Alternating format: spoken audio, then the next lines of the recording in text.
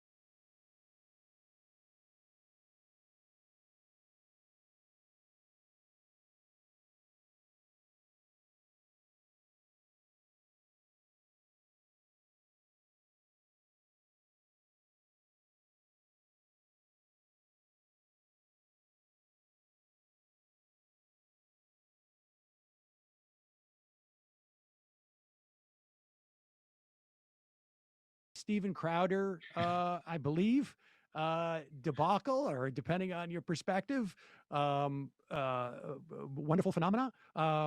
You reached out to Ben and said, I would like to debate Sam, and I was down, and so here we are. Let me. Well, I'm not going to make a comment on the Steven Crowder thing, because let's move on from Steven exactly. Crowder. Yeah. So, all right. So, okay. So, with this said, what shall we discuss libertarianism? Well, I mean, I'll just clarify. I'm not exactly a libertarian, and I know this is probably in the weeds for you guys, but I like to differentiate myself from them. I'm not an anarchist. I'm not a complete subjectivist, as many libertarians are. But sure, we can discuss free markets, and we can discuss capitalism. We can discuss, debate them, however you want to present it. All right. Well, I mean, let's start with free markets, because sure. I am of the opinion that there's really no such thing as a free market, and that markets only really can exist, particularly in this day and age, but in general, with governments, essentially, that governments create and structure markets, and that there really isn't a free market. It's really just a question of how the market is structured in such a way and who it benefits. Well, what's the question is what is freedom? That is, what does it mean to say there's a free market? Freedom is the absence of coercion. It's the absence of force. It's the absence of an authority that says this is how things have to be. And if you don't abide by the rules, we put you in jail, or we shoot you, or whatever. Free market is a system in which the governments exist, but the role of government is to protect rights, to protect individual rights. It's to leave you alone, to make choices based on your values, based on your pursuits, based on your choices, to leave you alone to do all that, and to protect you from other people who want to do you harm. So you need government because you need a monopoly over the use of force. But other than that, the government should leave you free. And that's what free markets mean. It means where the government is not dictating to you how you should live, what products to buy, how much to pay your employees, etc. But I mean, do you think we have free markets in this? No, I don't think we've ever really had free markets. I think we've gotten close to it. I think it's gotten close to it. And I think it's possible to get free markets in the future. And I think to the extent that we get towards free markets, to that extent, we're richer and better off and more flourishing.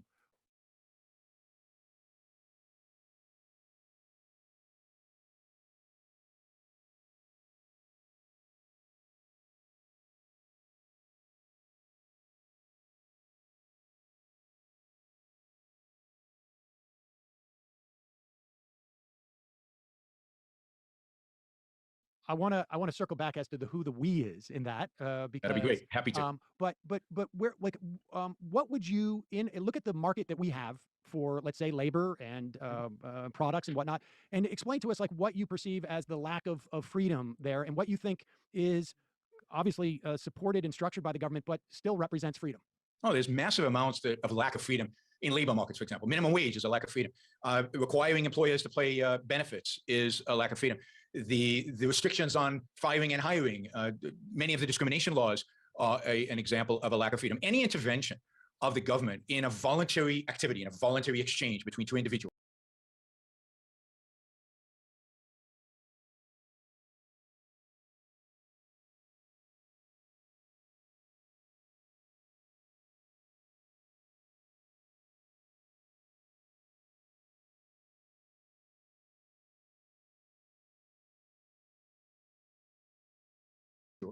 that is not coerced, that is not illegal, but what do you mean by illegal? I mean, the only thing that should be laws legal is are the law. That's not fraudulent. That's not fraudulent. It's not fraudulent. Yeah. Okay, so I mean, what about things like tax breaks, or what about what about, I don't know? I don't think there should be tax breaks. I think that if you're going to have a tax system, taxes should be flat, and they should be as close to zero as possible, and they should be simple, and everybody should pay exactly the same. There should be no breaks. There should be corporations at the end of the day don't really pay taxes. They pass it on to consumers, and they pass it on to employees. So corporate taxes make zero sense from anybody's perspective, because the economics of it is workers pay corporate taxes. It's just a hidden employment tax.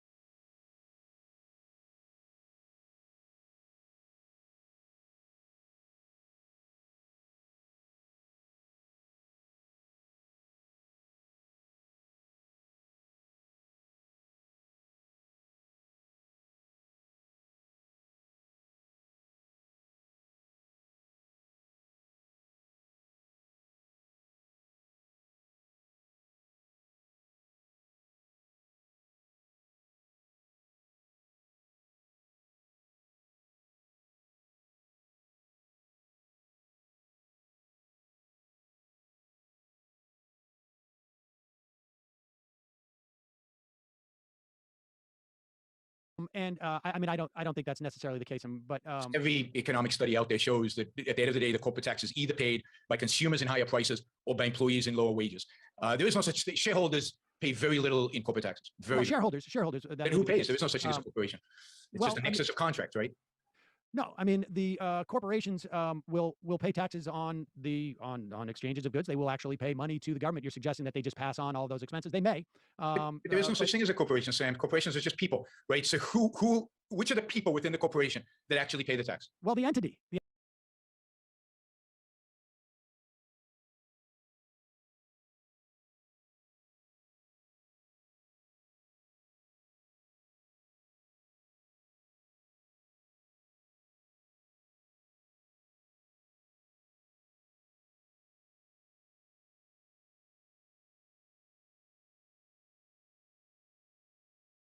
Entity. But the entity, the cash sitting in the bank account of the entity is owned by shareholders, right? So if it's either shareholders are paying the tax or they pass it on. Not yet. But it's their property. Legally, it's their property. It is not their money yet until it's passed on to them, and then in which case the government takes a part. I mean, no more than my money is Matt's money right now because I'm going to pay him in the future. It's not his money yet. Well, to the extent that you have a contract with him, sure, he has a claim against you. But then I give money to the government as well at that moment. They have a claim against you as well. Okay. So it's in that sense, it's their money. And do you have and so you don't think that there's any type of coercion that is set up in between this relationship that is a function of government, for instance, like protecting property rights, like building infrastructure, like shielding those individuals who are surrounded by the corporation, which is a legal protection that the worker may not have. Do you see that as a government intervention? So let's take them one at a time, right? So protecting property rights, no, all the government there is doing is protecting something that's mine. It's not the government's. The government is just recognizing the fact that I created something and it is now mine and it's protecting my ability to use it. That's what property rights mean. Rights are not something the government grants you. It's something that is recognized. It's a principle of human interaction that the government is protecting. So rights.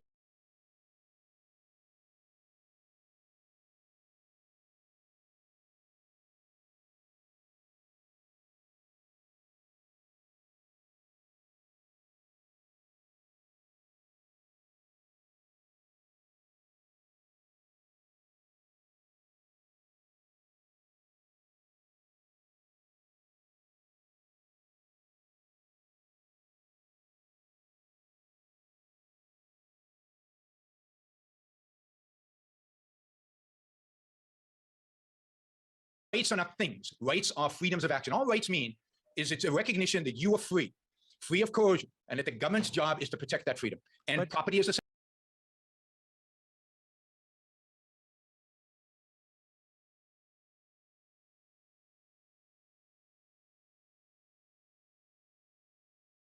same thing. You know, I earn something. It's mine. The government is protecting my ability to keep it. Okay. So the government, it's not just a question of the government recognizing your right. It is a question of government deploying its power in defense of that right. And it's also defining that it's yours, right? It's not defining it's mine. Reality defines that it's mine.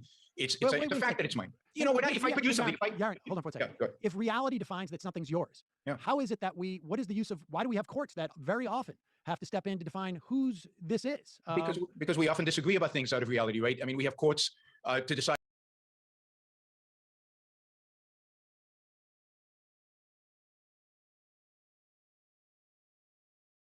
who murdered person X, well, but even though in reality, somebody murdered him. Now it's a question of do we know, and there's disagreement about what happened. So there are disagreements about property rights, and that's why you have a court system. But the fact is, somebody owns this stuff, somebody created it, and therefore it is of somebody's. And before you had government, hold on, wait. I want to just focus on this, because on one hand you say it is, we know who owns this because it's reality, but in fact you're also acknowledging that different people can have a different view of reality. So we have disagreements. Yes. Okay, we have disagreements about the reality of who owns this. Yes, and one person's right and one person's wrong, and that's the job of the courts, is to help us decide that. In other words, the government decides whose ownership, who's going to have that ownership right. And it's not just a function of you built this. I mean, property exists before you get there, but it can be I created this. But we also have regimes for who owns the creation of that. Slaves built quite a lot, for instance. And so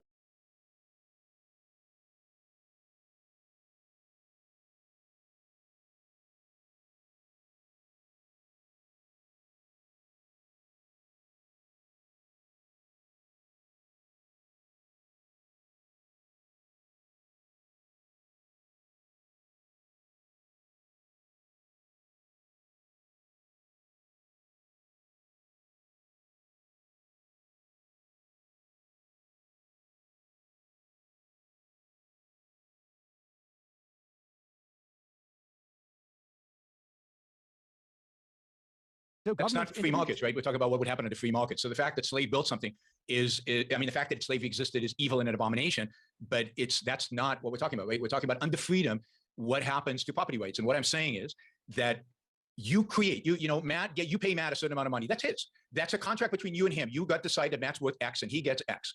That is all the government is going to do is say, okay, well, if there's a dispute between you and Matt, the government's going to say, what did Sam promise Matt? What is therefore Matt's? What is Sam's based on that promise? So the government is there to intervene when there's a disagreement between you. But the property rights allocation, the amount of money coming into you, and then the amount of money you give Matt is voluntarily decided between you and Matt. Matt has a property right claim against what you promised him. That's all. I mean, property rights are not that hard. They are.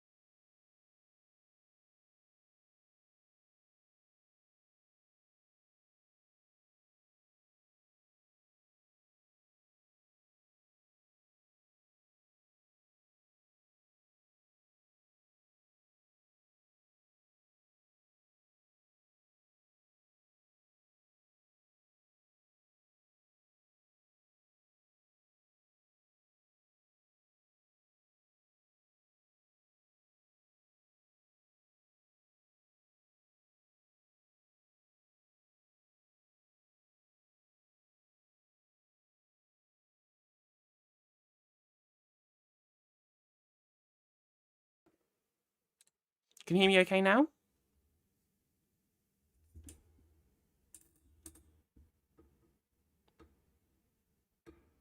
Hopefully my voice is actually coming through now. Clearly my microphone wasn't working.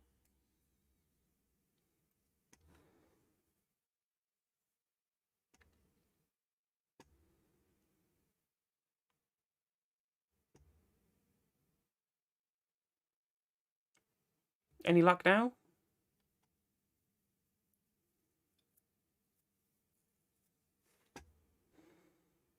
Yes, we're good. Perfect. No problems at all. Thank you very much for Emma. In which case, I will restart this segment with better comments than I did before, fingers crossed, hopefully.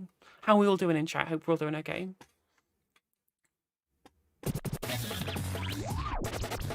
We should just say, to start this off, we were connected by Ben Burgess. Let me just skip ahead a bit. I think, and that markets only really can exist. What the question is what is freedom? That is, what does it mean to say there's So a free we have a market? discussion about free markets. Freedom is the absence of coercion. It's the absence of force. It's the absence of an authority that says this is how things have to be. And if you don't abide by the rules, we put you in jail or we shoot you or whatever.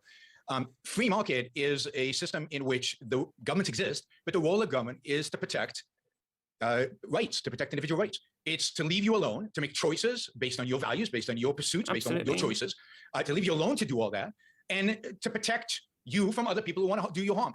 So you need government because you need a monopoly over the use of force. But other than that, the government should leave you free. And that's what free markets mean. It means where the government is not dictating to you how you should live, what products to buy, how much to pay your employees, etc. But I mean, do you think we have free markets in this? No, I don't think we've ever really had free markets. I think we've gotten close to it. I think it's gotten close to it. And I think it's possible to get free markets in the future. And I think to the extent that we get towards free markets, to that extent, we're richer and better off and more flourishing. I want to circle back as to who the we is in that because that'd be great. Happy to. But we're like, what would you look at the market that we have for, let's say, labor and products and whatnot, and explain to us like what you perceive as the lack of freedom there, and what you think is obviously supported and structured by the government, but still represents freedom. Oh, there's massive amounts of lack of freedom in labor markets, for example. Minimum wage is a lack of freedom. Requiring employers to pay benefits is a lack of freedom. The restrictions on firing and hiring, many of the discrimination laws are an example of a lack of freedom. Any intervention. Yes, as I mentioned before, like you'll notice that all his ideas of what constitutes freedom are particularly one-sided on whose freedom he believes that is the important ideas that he should focus on, right? how every single thing about what constitutes freedom is the freedom for the particular corporation or business to do. Nothing about the freedom, what freedoms the workers should be free from. The difference between negative and positive freedom, right?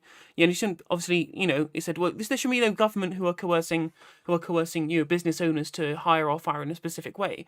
But if if in such case that the free market dictates that there is some kind of monopoly over one particular business structure, there is then a forced amount of coercion on people who either work in that sector or have to purchase from that sector. So the idea that somehow free markets remove all coercion is something is an innate fact. It only applies to the people he cares about, which just happens to be people with a bunch of capital. Of the government in a voluntary activity, in a voluntary exchange between two individuals, that is not coerced, that is not illegal, but What do you mean by illegal? I mean, the only thing that should labor be laws illegal is are the law. That's not fraudulent. That's not fraudulent. Let's It's say. not fraudulent. Yeah. Okay, so what about things like tax breaks, or what about what about, I don't know? I don't think there should be building a- tax breaks. I think that if you're going to have a tax system, taxes should be flat, and they should be as close to zero as possible, and they should be simple, and everybody should pay exactly the same. There should be no breaks. There should be no And progressive tax corporations at the end of the day don't really pay taxes. They pass it on to consumers and they pass it on to employees. So corporate taxes make zero sense from anybody's perspective, because the economics of it is workers pay corporate taxes. It's just a hidden employment tax. I don't think that's necessarily the case. But Every economic study out there shows that at the end of the day, the corporate tax is either paid by consumers in higher prices or by employees in lower wages. There is no such thing. Shareholders pay very little in corporate taxes. well, shareholders. And who pays? There is no such thing as a corporation. It's well, just a nexus of contracts, right? No, I mean the corporations will pay taxes on exchanges of goods. They will actually pay money to. Enjoy there's no such thing as corporations. It just happens to be a bunch of individuals who happen to all share the same directorial boardrooms every so often, who happen to have particular stakes and interests in a bunch of other businesses all at the same time, that all happen to coalesce around certain individual goals or individual financial transactions. Like that's just a bunch of contracts, really. Corporations don't actually exist. I mean, sure, there may be things that look like corporations and act the way we think corporations act and happen to seem to function that kind of a way, but it's not actually real. The guys, it's unfortunately just post hoc justifying his ideology, unfortunately.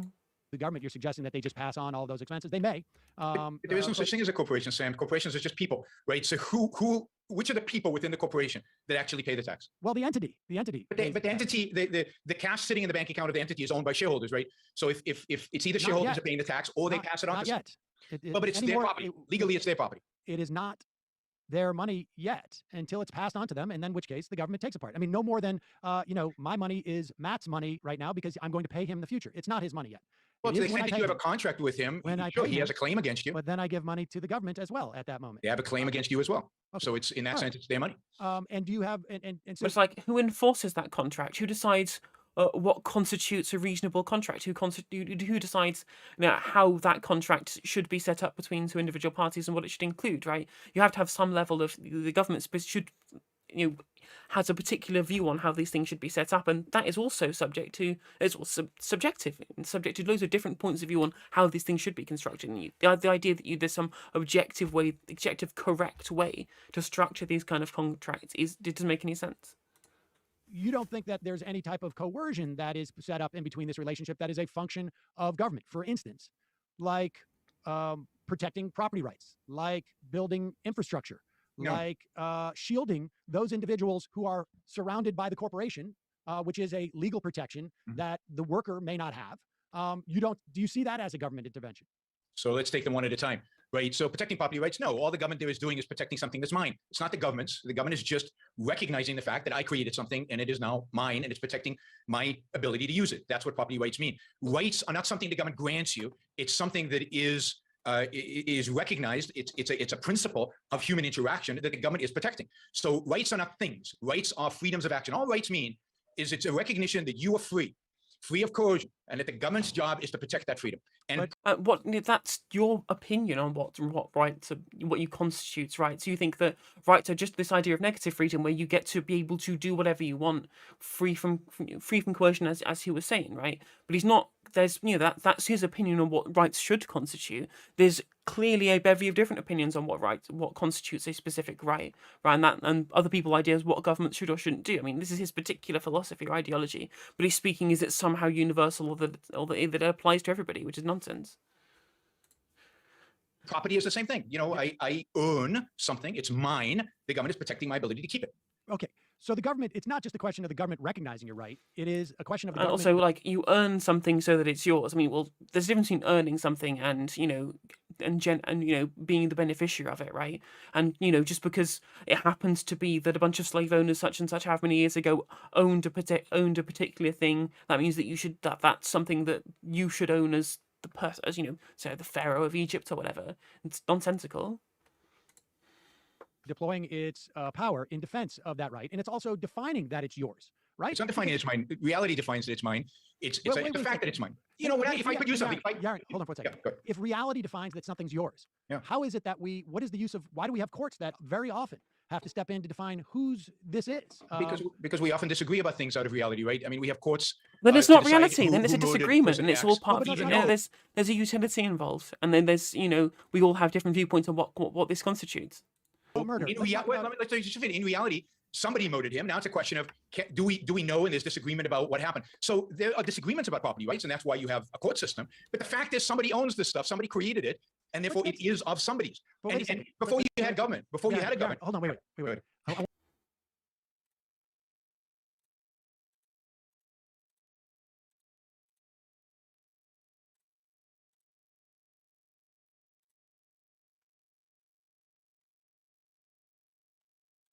Is to help us decide that. In other words, the government decides whose ownership, who's going to have that ownership right. And it's not just a function of you built this. I mean, property exists before you get there, but it can be I created this. But we also have, and also, do not, the working class actually create most of the things and the commodities that people use. It just happens to be that the people who own the means of production get to decide where the profits from that go, and who does, and the vast majority of the case keep all of those profits, right? Because the actual production, people who produce the commodities, are the working class, who then do not get access to that property later on, which is again the founding Marxist idea, the idea that private property, as in capital property that is used to create profit, is indeed theft, because it takes what has been produced by the workers and takes it away and gives the profits to somebody else. Of regimes for who owns the creation of that. Slaves built quite a lot, for instance. And so that's not free markets, right? We're talking about what would happen in a free market. So the fact that slave built something the fact that slavery existed is evil and an abomination, but that's not what we're talking about, right? We're talking about under freedom, what happens to property rights. And what I'm saying is that you create, Matt, you pay Matt a certain amount of money. That's his. That's a contract between you and him. You got to decide that Matt's worth X and he gets X. That is all the government is going. Yeah, but if you say slavery is an abomination, but if the market happens to decide that however many years down the line, Amazon, global Amazon, whatever bloody corporation it ends up being, who owns all these villages and schools and all these different bits and pieces of some particular country, right? The free market from that point on has decided that the only way in which you can work as a person who's not got capital is to work for some pittance amount of money per hour to be able to afford to be given such and such to be able to live by Amazon. How is that not coercive, and how is that not like at least akin to slavery, right? Going to do is say, okay, well, if there's a dispute between you and Matt, the government's going to say, what did Sam promise Matt? What is therefore Matt's? What is Sam's? Based on that promise. So the government is there to intervene when there's a disagreement between you. But the property rights allocation, the amount of money coming into you, and then the amount of money you give Matt, is voluntarily decided between you and Matt. Matt has a property right claim against what you promised him. That's all. I mean, property rights are not that hard. They are, you work, you produce, and then you get stuff. Yaron, yeah.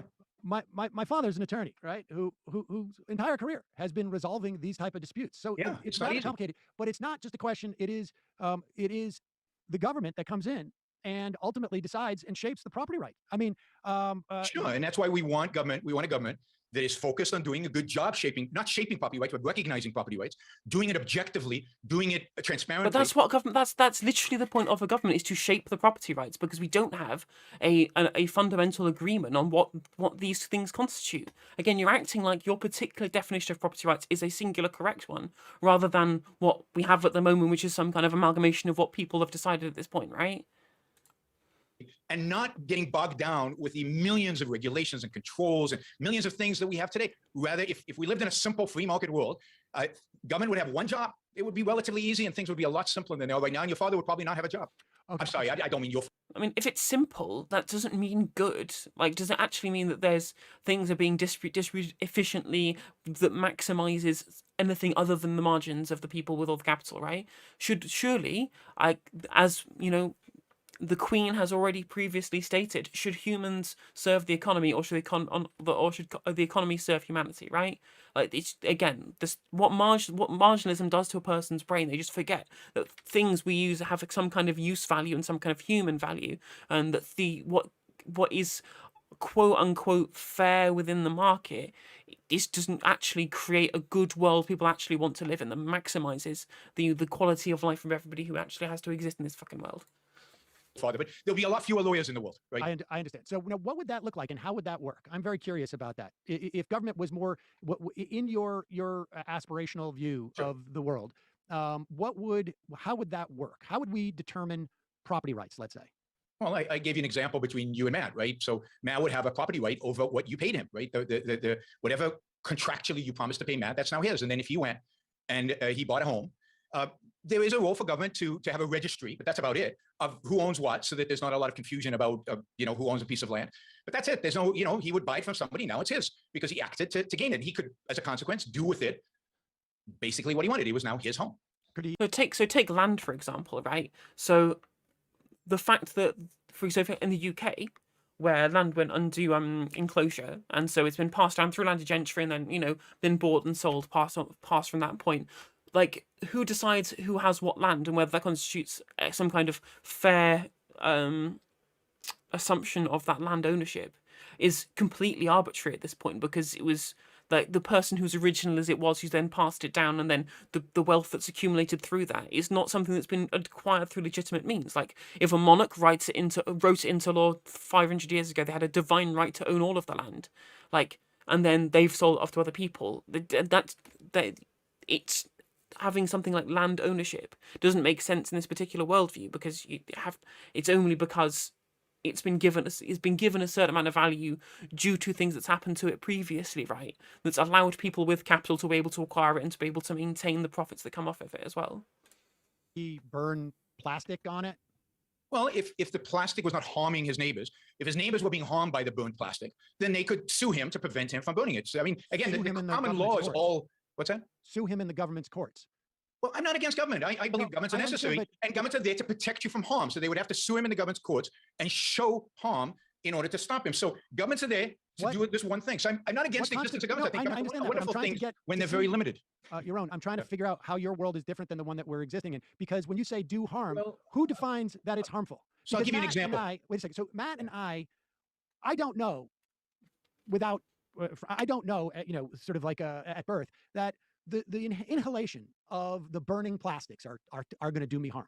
And maybe there are some plastics that he's burning that actually wouldn't do me harm. Mm-hmm. The government writes regulations and makes determinations through the EPA, let's say, that it does do harm, and that's the basis of my argument that his burning does harm there. How is this to the extent how is that world different? That's your fantasy world. How is that different from our existing one? The difference is this: that how much you pay Matt is not an issue of harm. How much you pay Matt is not an issue of harm. That's true. Burning plastic, if it really does harm, in some sense, your world and my world look the same. If there's harm, right? The way to prove harm might be a little different, but at the end of the day, if there's harm, it will look the same. If you beat Matt up, if you whip him, right? You try to enslave him. He brought up slavery before. Then the government would intervene to stop you from doing that, both in your world and in mine, right? But where the difference happens is your choice of whether to pay Matt's healthcare or not. Now, I don't know if you're required to pay him because maybe you're too small of a business to do so. I don't know how many employees you would need, but at some point, you know that there are hundreds, if not thousands, of regulations that dictate how you and Matt should treat each other that have nothing to do with harm, have nothing to do with force, have nothing to do with coercion. I wonder, considering how he deals so much with the idea of harm being something the government should stop, I wonder how he feels, say, about carbon credits or the way, or the divestment from fossil fuels. I wonder how he feels about that, considering the obvious and very, very provable harm that the burning of fossil fuels does to the world. I wonder how he feels about the government codifying into law that corporations should stop using these particular things. But that might affect, that's against the free market, isn't it, Yaron? I wonder what you think about that. Something to do with some kind of social policy. We believe that everybody should have healthcare. Therefore, the best way to do it is through employers, and we will force employers to provide that. My government would never do. If you want to pay Matt healthcare, you guys can negotiate. Maybe he prefers to get cash. Maybe he doesn't want you to pay his healthcare. You would have contractually, you would decide with Matt on that relationship. Does your government have corporations? In other words, does your government give certain benefits? So you raised the limited liability issue. So let's deal with the limited liability issue. I mean, the limited liability issue for the most part is a contractual issue.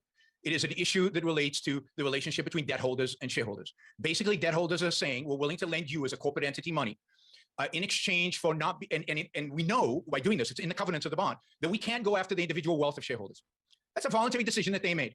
Now, the government has recognized that, called it a limited liability corporation, but it's recognized a contractual dispute. Now, you cannot lend, you can choose not to lend a corporation money because you think it's too much of a risk and you'd rather be able to actually go after the money of the shareholders.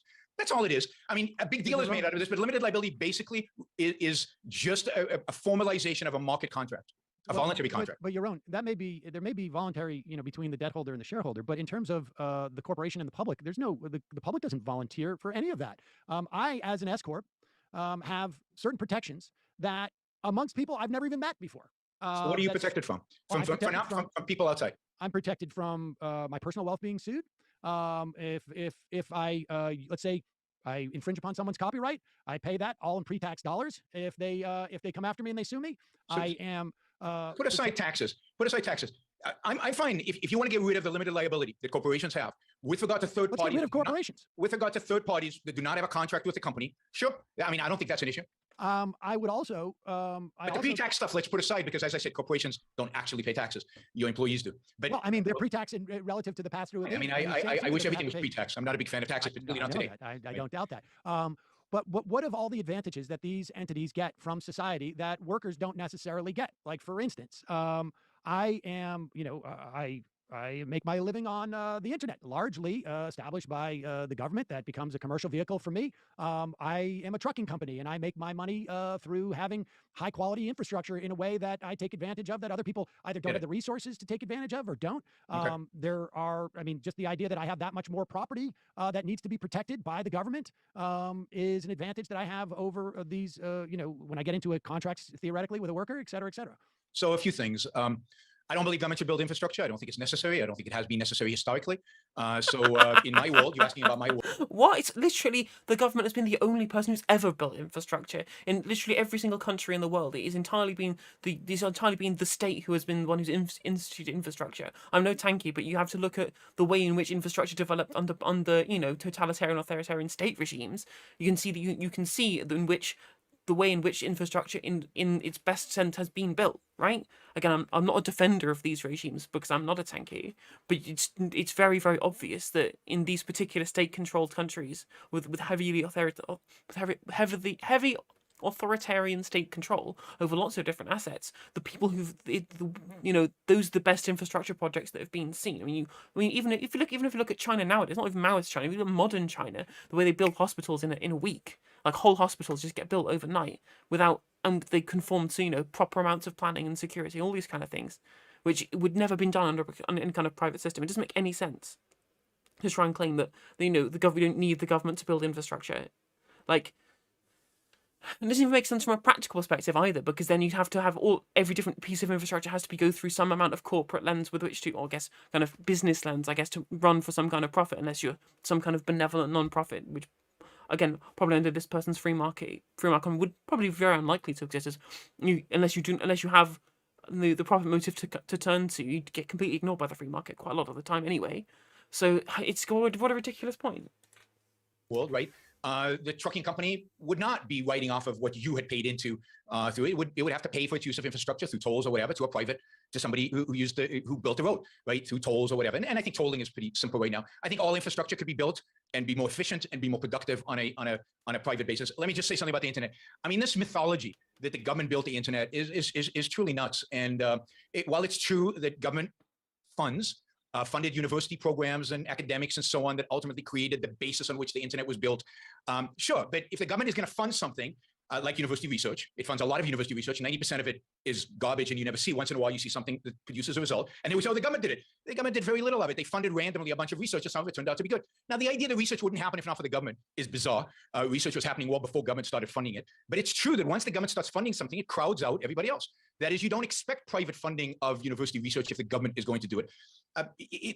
Some of the biggest innovations in all of human history happened at a time when government was funding exactly zero research. And that was during the 19th century in England and the United States, where there was no government funding of any research. And we got electricity, and we got the steam engine, Where did that and wealth come from, airplanes, and so on. Matt, I'm sorry, I missed Where that. did that wealth come from? It came from people producing and creating and building. And a little bit of like the triangle slave trade and all of that. But the slave trade is wealth destroying. Exploitation. I mean, it created no, the wealth trade is wealth destroying. Let's be very clear about this. The South was poor, the North was rich. It's one of the reasons the North won. Slavery. Hold on for 1 second. Slavery from an economic perspective is you keep raising. No, but they're talking about they're talking about slavery from the British perspective, saying the amount of wealth that was created through the slave trade to export back to the UK throughout the whole of the early period of the slave trade, right? Rather than when it was a kind of American kind of thing. I guess I'm assuming that's what you mean. They'll probably clarify just now. Slavery. So I need to answer this question. Slavery is, first of all, immoral and evil and so on, but it is an innate economically destructive force. It is not a productive force. There would have been a lot more wealth created without slavery, and indeed much more wealth was created post-slavery than it was pre-slavery.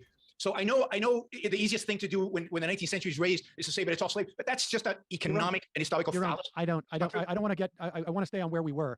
So let me finish my point about the internet. So because Matt interrupted me, the point is that the internet, yes, some infrastructure with regard to the internet was produced by government. That would have happened even without the government. That is, there's plenty of capital flowing into research throughout the last couple of centuries without government flowing into it. So yes, so you would have to you're using a private service. I assume YouTube is making a lot of money off of your show.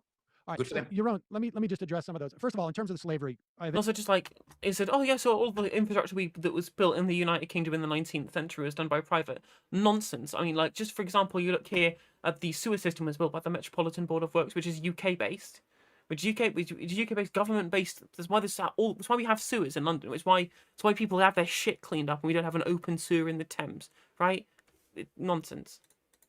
I've interviewed at least a half a dozen authors who have written extensively that the Northern wealth was just as tied into the free labor, right? I'm and created the entire cotton industry, and it had knock-on effects throughout the world, including in Britain, because you had zero input in terms of labor, and cotton at that time was incredibly labor intensive to produce. And when you have the ability to produce that labor for nothing, virtually nothing, it has knock-on effects. But can I just say one thing about that, and then I'll let you.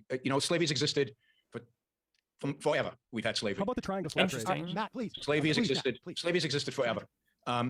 The fact is that something different happened in the 19th century, and it wasn't some innovation with regard to slavery. It was the discovery and the use of capitalism, and the fact that slave labor was mitigated. If you look at the, they don't do actual everything more expensively and worse than private companies. They do things like private companies are explicitly within profit motive.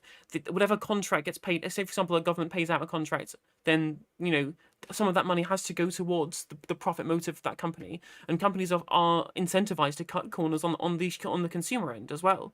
Whereas a democratic elected government has a mandate within. It is why they do things cheaper but worse, right? Yeah, minimizing costs is bad because it means you get a worse product for the end consumer. Whereas if a government does it, it has a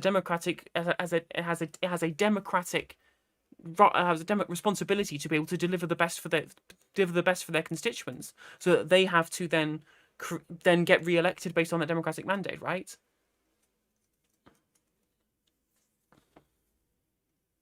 Ooh, I'm not reading that. Yeah, exactly. I mean, like, if governments kept doing poor job, they would get voted out. You can't vote out a corporation. Nice fairy tale is people doing things cheaper and better. Like you look through the entirety of the history of capitalism, and all you can see is people creating poor products to sell for cheaper. It's a documented fact throughout the entirety of history, right? You look at planned obsolescence. You look at all of that kind of everything to do with deliberately. If you actually think elections solve anything other than change the figurehead, you're very confused. I mean, I think if you have a look at the difference in political outlook and different in economic outlook of many different countries, you would see that having different administrations with different ideological biases in power creates better and worse societies. I mean, you should have a look at the difference in the United States and having a look at the Nordic countries to see which two of those countries is better.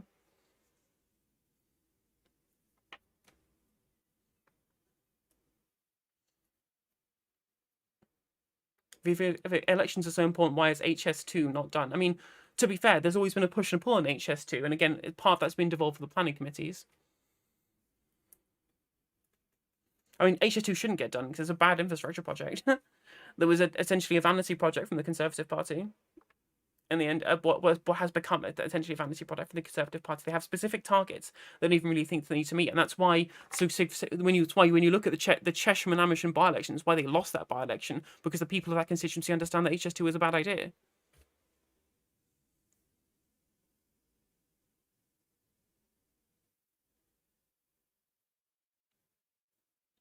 Right, let's get back to this debate.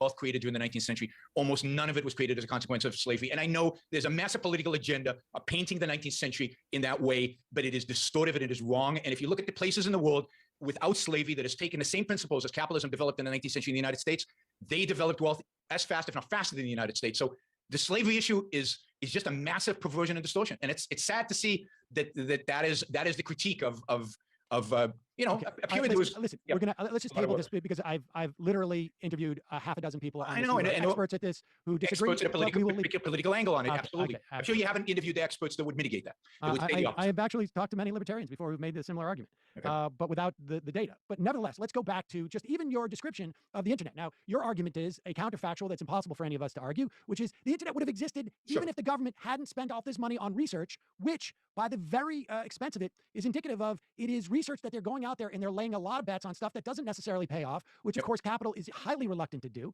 We see it in the context of the COVID, right? Like you would not have had, without the billions of dollars that were pumped into these private entities, without the guarantee of distribution, even if the stuff doesn't work, you wouldn't have seen the COVID vaccines developed at the same rate, and you wouldn't have seen so many of them. Sam, none of that is true. I mean, I encourage people to look at the critiques of the entrepreneur state. I mean, you're referring to a book called Entrepreneur State, which he lays out the case of, well, maybe you're not, but the case that the internet was funded by government. I encourage people to look at the critiques of the entrepreneur state and look at exactly what was funded, what was not funded, and what would have happened if free market, if those elements of that are still free in our markets hadn't stepped in and turned the internet into what we know of it today. I don't believe that's true of COVID either. The fact is that the only reason we have a vaccine today is the two companies were set up completely in the marketplace, not funded by government, Moderna and BioNTech in Germany, set up. The Oxford AstraZeneca vaccine was funded publicly. Like, he's selectively picking his particular sources on these to be able to support his own viewpoint. Trying to do mRNA, trying to create mRNA technologies for all kinds of, and they were ready. They were ready. Moderna was heavily funded by the NIH prior to this. No, it wasn't funded by the NIH. Again, research on which Moderna later was funded by the NIH. Sure, again, if the government is funding all research, you're not going to be able to find a company. It's not funding all research. It's funding the research that is the longest shots. I mean, no, that's not true. Your own, it's exactly the opposite. So I'll give you one example. I'll give you an example of exactly what you're saying. When COVID was, when we discovered there was COVID out there were many researchers and scientists out there who wanted to jump in and try to get funds to do research and to develop drugs relating to COVID, you know, in March of last year. And yet they couldn't, because the government bureaucracy was such that they couldn't get the grants. The grant authority wasn't there. They couldn't switch the authority from what they were doing. Pfizer is a private company, and Oxford University is not. Like, come on. The idea that, you know, the only reason we have a vaccine is because of private companies, which is what Brook said there, is completely incorrect. Something else. The people who jumped in with the private sector, now it's true that the government stepped in and said, we'll buy everything you produce.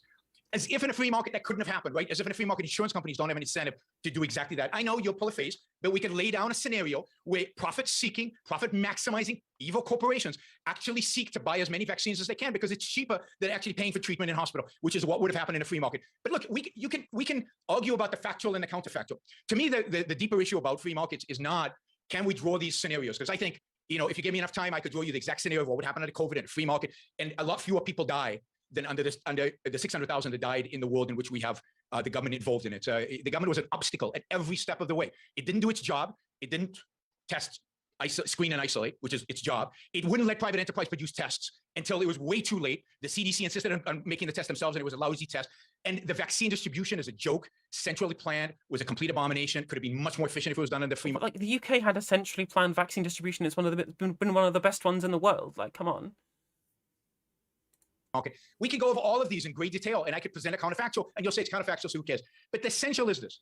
I don't believe that the government telling you what research to do. I don't believe the government building infrastructure. I don't believe the government getting involved in our lives is moral or right or just. The only government is force, government is coercion. The only time coercion and force is justified is in self-defense. And it has no business, the government has no business, the majority has no business in telling me what values to pursue, what education to get, what research to do. That are choices that need to be left to individuals and not to central planners. All right, Yaron, I'll get to the morality of this because, we may have a different value system, but there's a couple of things I just want to go back to what you were saying about the infrastructure. The government doesn't need to pay the infrastructure. They could charge, the private entities could charge tolls for corporations who you would say at that point would then pass it on to take out of their workers' pay and charge to consumers, I would imagine, right? There's no reason why the toll is any different than a tax in that regard. Well, any expense, a toll is just an expense, right? Okay. And there's no reason a tax is not any kind of expense, right? But Somebody has we to pay. also know that one of the things that, and maybe this is just a question of immorality to you, but we have roads that go to just about everywhere in this country. And we have, for instance, mail delivery, you can send a letter regardless of how remote you are. We even have bridges to nowhere. Right? We have bridges to nowhere. It is true. There are definitely abuses within our system, like there is in any system, whether it's corporate or not. But the whole point is Yeah, that, the reason why people keep bringing it up is because the idea of the entirety of the road system being produced by the private sector is fucking stupid. Anyone who believes it's a moron.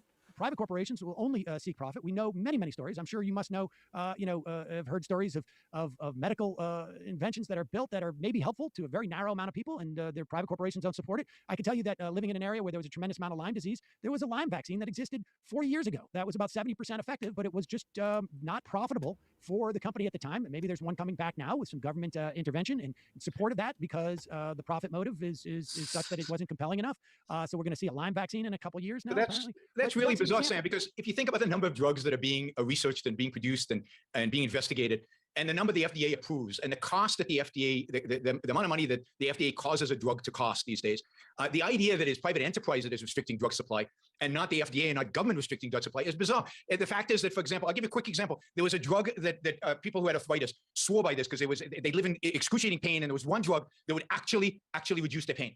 And the government stepped in and said, you know what, but 10% of you have an increase in heart disease, therefore we're withdrawing the drug, and it's illegal. Even if you choose to take on the risk of heart disease to reduce this excruciating pain, we, the government, have decided you cannot access this drug because we, the government, know what's good for you. So instead of me and my doctor making a decision based on risk that is personal to me, the central planner now dictates, no, 10% risk is too much, so the drug is off the market. It's not about how technologically advanced it is. No one's talking about the innovation required to create roads. It's about the actual utility of be able to actually put down a system which actually creates the roads and then also manages them and also then puts them to use for the actual populace, right? Like, it's not, no one's trying to innovate specific kinds of roads. That's not the argument that's being had here. It's about the utility of, obviously, this, you're on here saying every road should be privately managed and be a toll road, which is nonsense. I mean, it depends where you go. Like, and the roads in the UK, from what I know, pretty good. The reason we have so few drugs in this country is because the FDA has an incentive to be super risk averse. It is going to be blamed for any damage that happens, but never blamed for a drug that's released that's actually going to cure something or actually help us. So this is all completely twisted. Profit motive is what gets us more drugs, not less drugs. What is that drug? Oh, I forget now, but it was like 10 years ago. It was on the market. It was a hugely popular drug, and they withdrew it because there was an increased risk, the 10% increased risk of heart disease in those receiving it. What do you do about the problem that we had with, let's say, OxyContin, where doctors were making these decisions with their patients, but because of the intense profit motive and because of, frankly, in some respects, the failure of the FDA and the fact that the statutory protections were not strong enough, in my opinion, that we ended up having this use and ultimately abuse of OxyContin that led to a massive opioid epidemic. So I, for one, believe that drugs should be legal.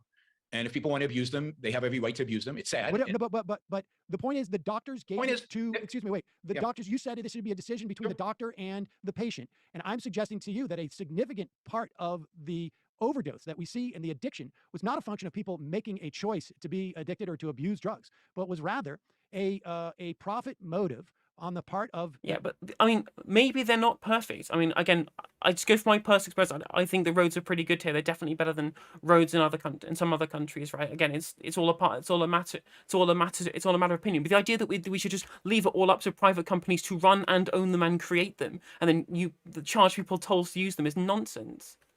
Purdue and subsidiary. Sam, have you ever had And, surgery? and internet is private and it's bad. Like internet's private and it's all gerrymandered to fuck, and you cannot choose your internet provider because literally, if you go in a specific part of the country, because infrastructure, the capital required to compete in these markets in with such a an inelastic supply creates cartels. It creates monopolies. Like by the fact of the capital investment required to start. There's no competition in these areas because they don't want any competition.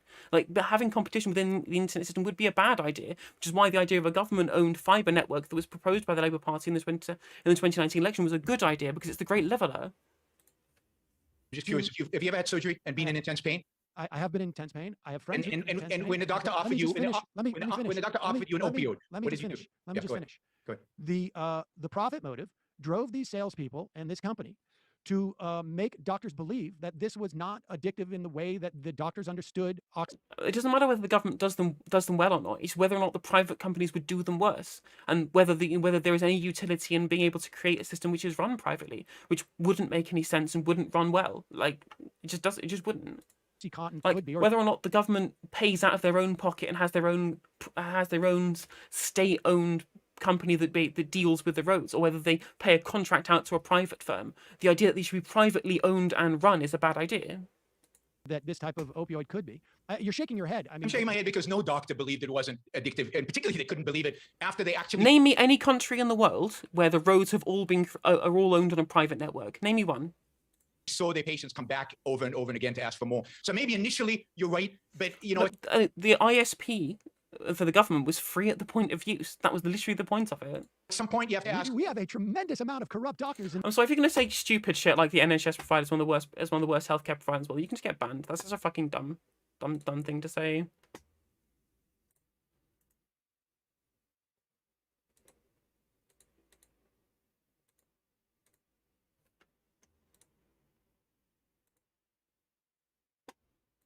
In this country, and we have a lot of corrupt doctors in this country. That listen, Yaron, just listen to what you've just said in the 2 minutes. I know. You have said we need to allow doctors to have an unfettered relationship with their patient, and all of these doctors knew they were giving a highly addictive drug to their patients, and they turned the other direction, which led to incredible. So we both agree that private road systems are bad. Okay, so if the government isn't doing a good job with the roads, you elect a different one, right? Like. We don't think either of us disagree on this point. That if we both agree that private systems aren't good, but the government isn't perfect in running them either, or at least one specific government isn't. We should democratically elect a government that does one better, right? Like the argument here is for whether a free market, whether the government should control loads of things or whether they shouldn't. Like it's the difference between.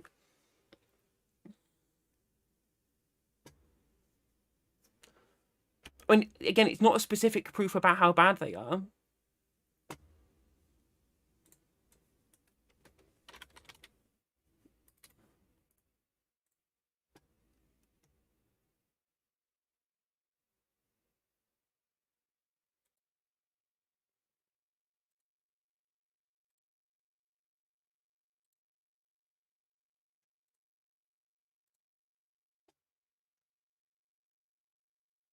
No one's like,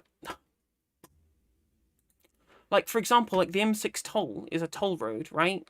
But like if there was an efficacy to be able to do that everywhere, it would have happened more often, right?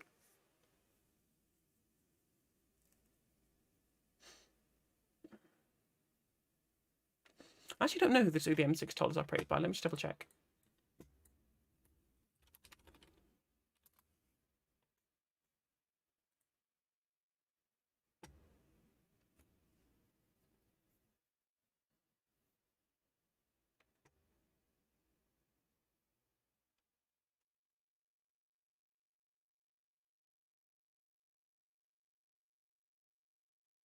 It's maintained by Midland Expressway, but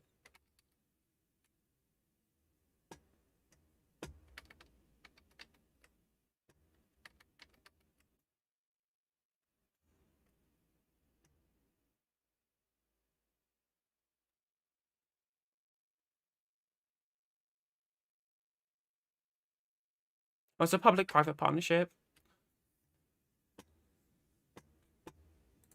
I think that's right. But look, actually, so why am I would we suggesting do we should that? trust doctors? Yeah, because I think we live in a system where we encourage people not to take personal responsibility, doctors and patients not to take personal responsibility for the decisions that they make, and we encourage corruption. I think because we have an SEC, for example, we have more corruption in financial markets. I think because we have an FDA, But we let's have stay more with the corruption. doctor. Let's say that We have more doctor corruption among relationship. doctors because doctors now rely on guidance from above rather than making personal decisions. Now, let me just finish this point about OxyContin. Look, when a doctor offered me, this is years ago, when a doctor offered me opioids after back surgery because I was in intense pain, I said, maybe not, right? These are addictive, right?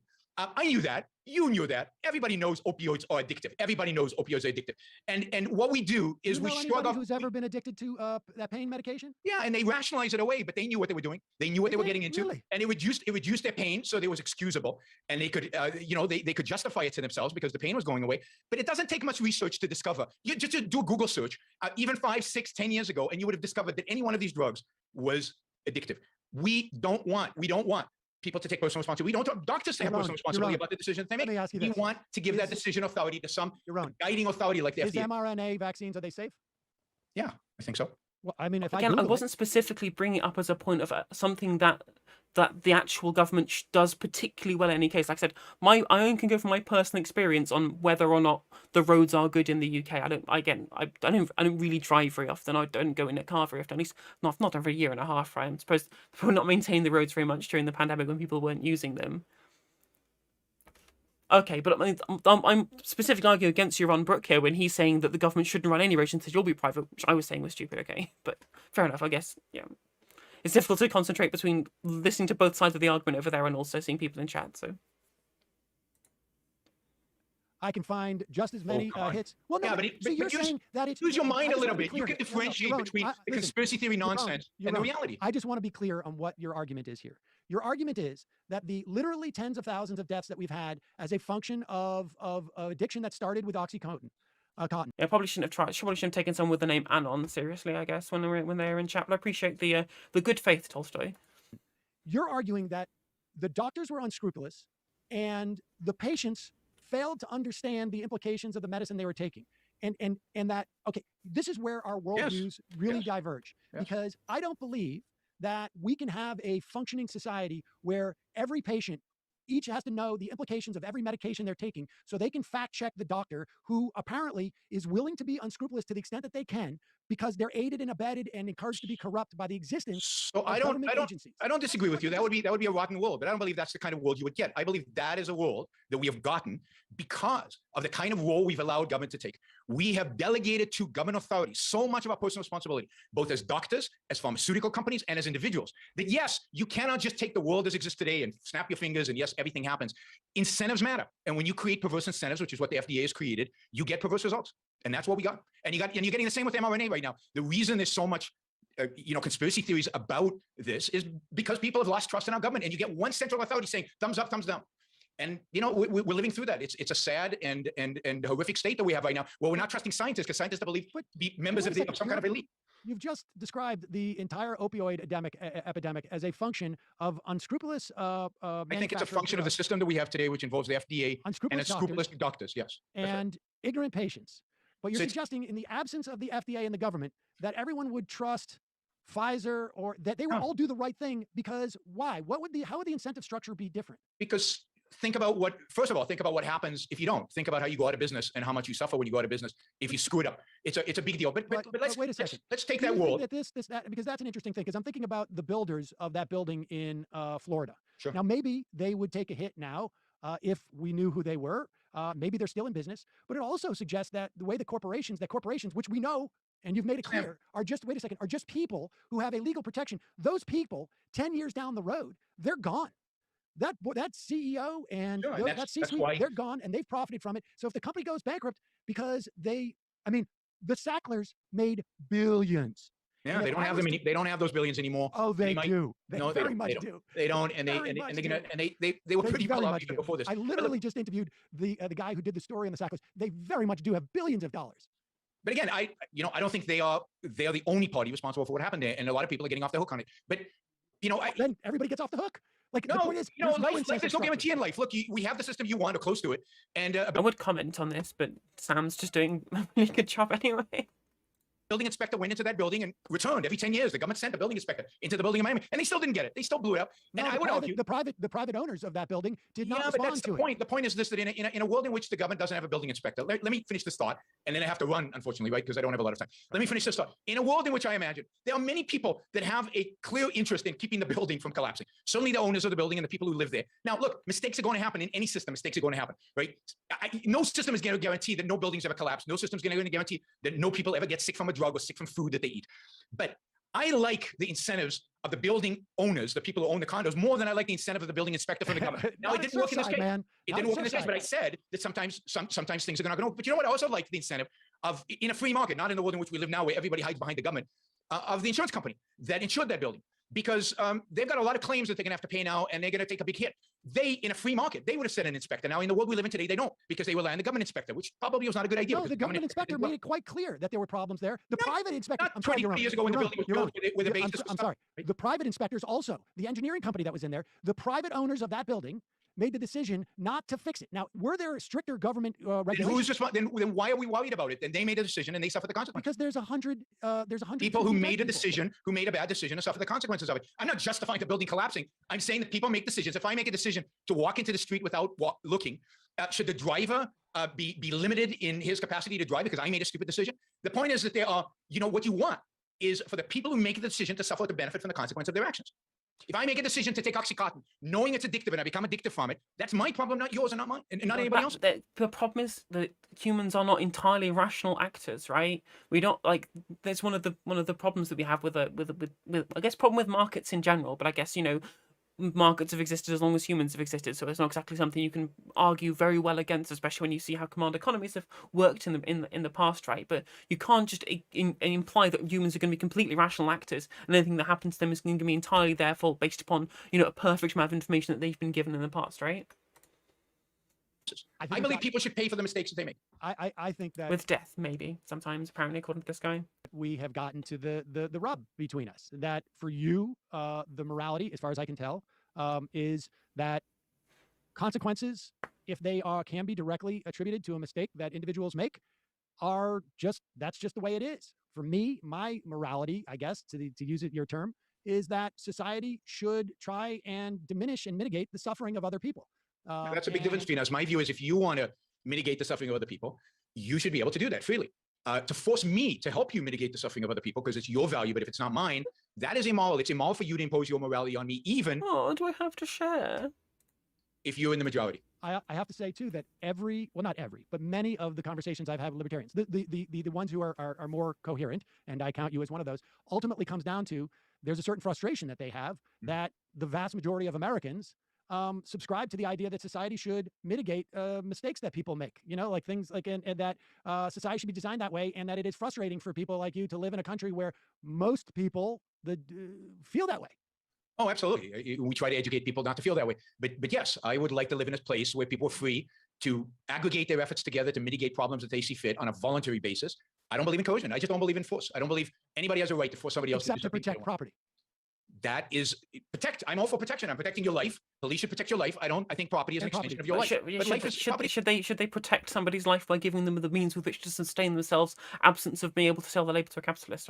Probably not, apparently. It's part of your life. I mean, you can't separate the two. Wait. If I need to produce stuff in order to live. What about government protecting your life if the building falls? Because not every one of the 150 people who died in there made that decision. Sure. The children didn't. They were shareholders of a building, and they had representatives. The shareholders are owners, and they're responsible for the decision making the decisions they make. But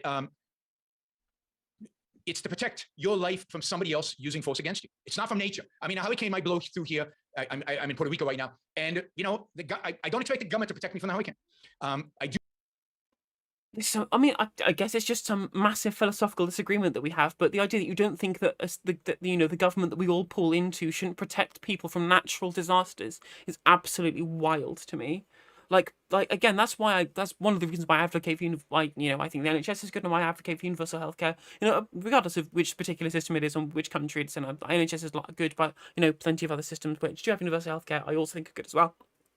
Because people, vast majority of the time, they don't choose to get sick. It's something that's a risk it's the risk that is that everyone has at least some part in, right? And collectivizing that risk leads to a better society for everyone as well, rather than individualizing that risk in such that only the people who have the means with which to pay can, which leads to some more suffering overall. Do you expect the government to protect me from somebody trying to shoot me in the street? Did the government help putting electricity back on there? Well, the government Probably. destroyed the electricity grid and then it rebuilt it in as bad of a shape as it was originally. So the next hurricane it will go out again. Was that drug, incidentally, people are saying it was Vioxx. Is that the case? Vioxx, yes, thank you. It was Vioxx. Yeah, my understanding is that was a recall that they did themselves, but but maybe that's incorrect. No, it's the FDA forced them to. Vioxx had been taken by some 4 million Americans. Out of those patients who took Vioxx, the arthritis drug may have caused approximately 140,000 heart attacks, resulting in an estimated 60,000 deaths. This is according to an FDA investigation. I mean, May have caused. Notice may. I mean, imagine if they did that with the vaccine. May have, and also, why can't I make that decision? Why can't I make the decision whether I want to take the risk of a heart attack and you're a much smarter guy than most people who have the ability to assess all these different drugs. I don't assume that. I actually have a high opinion of most human beings and think that they can make decisions for themselves. And I think it's the philosopher king mentality of Plato, where you get to decide for other people what's good for them. You're right. You have kids? I do. I have. Yeah. Two boys. You know, when you have little kids, it's a little bit tough to be doing all that medical reading, right? It's absolutely tough. It's absolutely tough. And part of the reading is finding a good pediatrician so that somebody you can trust who's not going to deceive you. And that's not easy. I'm not saying life's easy. Fingers crossed. Fingers crossed. No, it's not about fingers crossed. Yeah, and if you don't have the regulations, and then that private pediatrician that you go and see accidentally kills your child with some medication, and then they go, oh, well, they've lost their license, they're not going to be able to participate in the market. Well, sure, that's not going to bring your child back to life, is it? About fingers crossed. But okay, I do need to run. I know. I appreciate it. I appreciate the time and I appreciate the stability. Thank you. That you. was fun. Yeah, it was. Bye. All right, well, there you have it, folks. I mean, I think that was, I thought, incredibly civil. And I think Yaron ultimately presented a vision for life, what it would be like. Bone up on your drug manufacturing, folks, and on your medical treatments. And bone up on the buildings that you live in. You may not be made aware that there are structural issues. You may not know, but you should know. You should know, right? Sam, you were free to go check all those buildings in Miami to help those people on your own if you wanted to. Why are you trying to make Yaron help you on that? Your own. I finally got it right by the end. But yes, so folks, your lesson for today. Bone up on medicines, bone up on medical procedures, structural engineering. While you're at it, mechanics, you wouldn't want to buy a car that is going to blow up on you. Also, folks, bone up on your capacity to do data across, because Matt, you got to get a spreadsheet going to determine that there is a relationship, possibly, between Vioxx and those 60,000 deaths. So I want a spreadsheet. Those people knew what they were doing, Sam. Come on. You know, you might have a heart attack surprise if you take Vioxx. So, consequence so of you're freedom. telling me that there is, doc, this is my conversation with my doctor, because the doctor's gonna be like, I'm going to prescribe to you something that there's a lot of evidence out there. Now, of course, this evidence doesn't exist until people start dying, so you can't really know until the people start dying. But if you are, let's say, a couple of years into Vioxx being out there, and you're the doctor, and you say, look, here's the deal. Well, not only, and also doing that whilst also spending an unimaginable amount of hours a week at work, because there's no government, there's no government, there's no working time directive, meaning that you only have to work a certain amount of hours a week, and that is subject to minimum wage, because that's market might not have decided that. There may, I mean, again, I cannot speak for Yaron's particular idea of a future because it's never really been tried, this ultimate free market, but I would guess, based upon the idea of what's happened when we've liberalized economies and removed government intervention in these economies in other countries, where the difference, the wealth disparity between working people and the bourgeois has, it's increased by quite a margin, right? So if you're working lots of time during your day and someone else is working very little because they own the means of production, it's going to be very difficult for you to be able to spend lots of time learning literally every single individual detail of your life, to be able to have be able to make an informed decision on literally every single purchase you ever make for the entirety of your existence, right? I mean, most of the negotiation you have with the working hours is luckily at this point through the unions, to be fair. So, to be fair, minimum wage laws is one of those things that would be a little less necessary if we had laws protecting unionization. So, or at least, I guess in the United States, different, where we do have particular laws protecting unionizations now. But again, in the UK, it's more trade unions rather than workplace unions. So it's messy. But you can't. Negotiating your workplace hours with someone who has a huge more amount of power and capital than you is a failing strategy, unfortunately.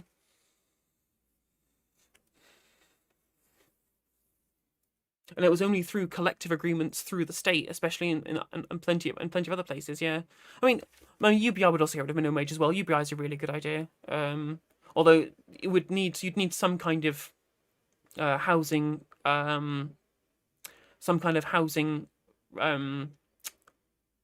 changes to housing policy, changes to be able to stop UBI just turning into some kind of landlord subsidy.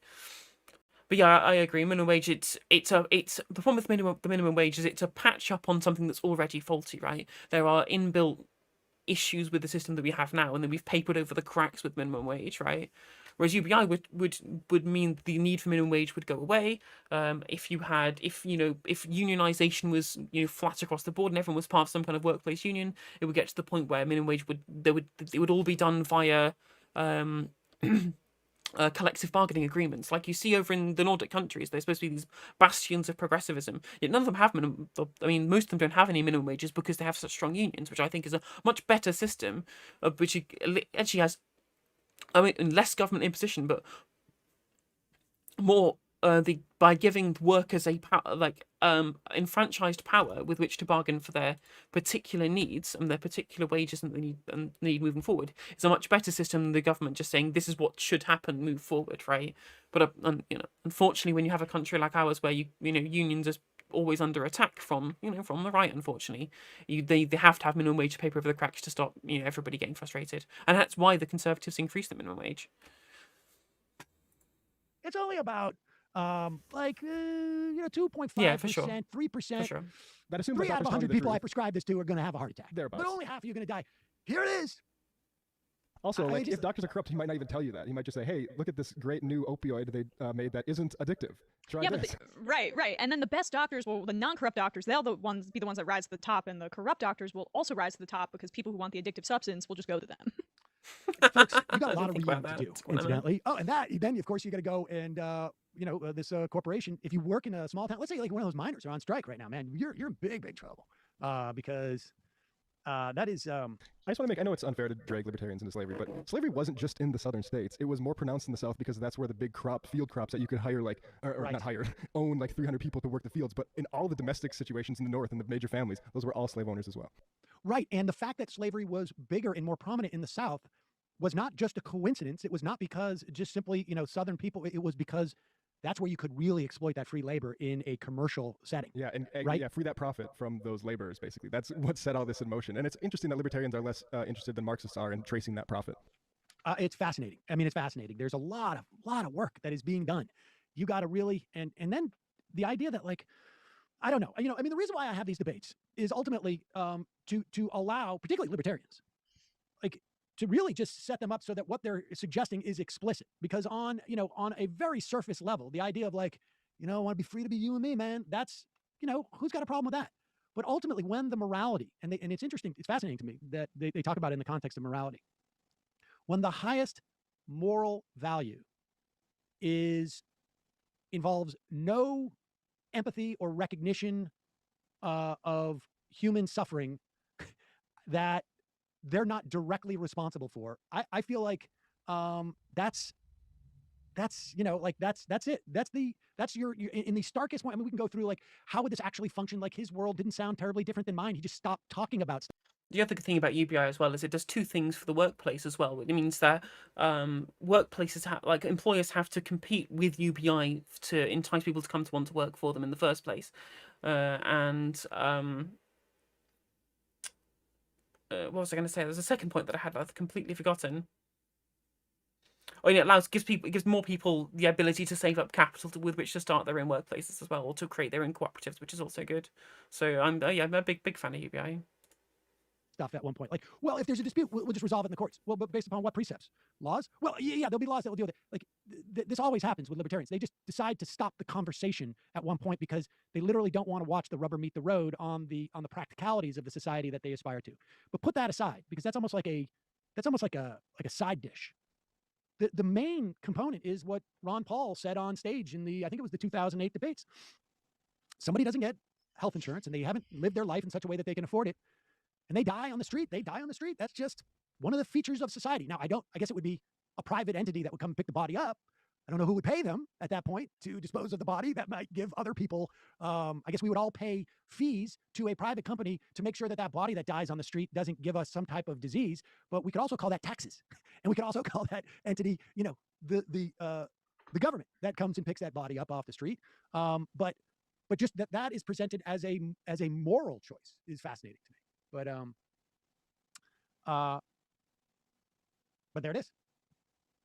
Well, I guess It's interesting. Yeah, I mean, I don't know how much we're more to doing a say, freebie. I guess we're doing a freebie Wednesday. No, Oh, we wait, no, did- we're we in did the fine, I five. Okay, I lost time. I'm sorry, Matt, for snapping at you, but like No, I understand. he would have he wanted to slide.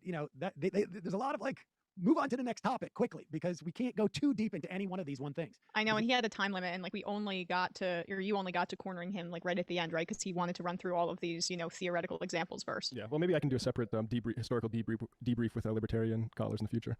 Yeah, That would be or fun. I imagine Yaron would also be willing to come on with you, and you guys Come could on, talk Left about it. Reckoning, yeah. There you go. Oh, excuse.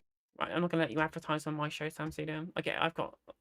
I'm not particularly famous as it is already, so I don't want to give any free clout other than the hour and a half of free clout I've already just given you. Hi chat, how are we all doing? What do I even have left to talk about today?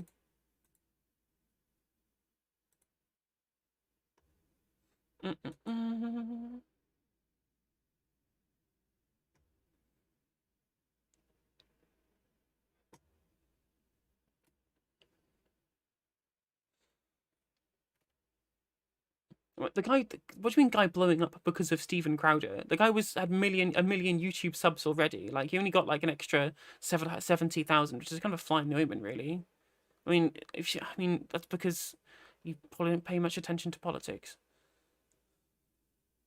And he was an MSNBC contributor. He's been on national television plenty of times. It's to say that he's not been famous for a decade is nonsense.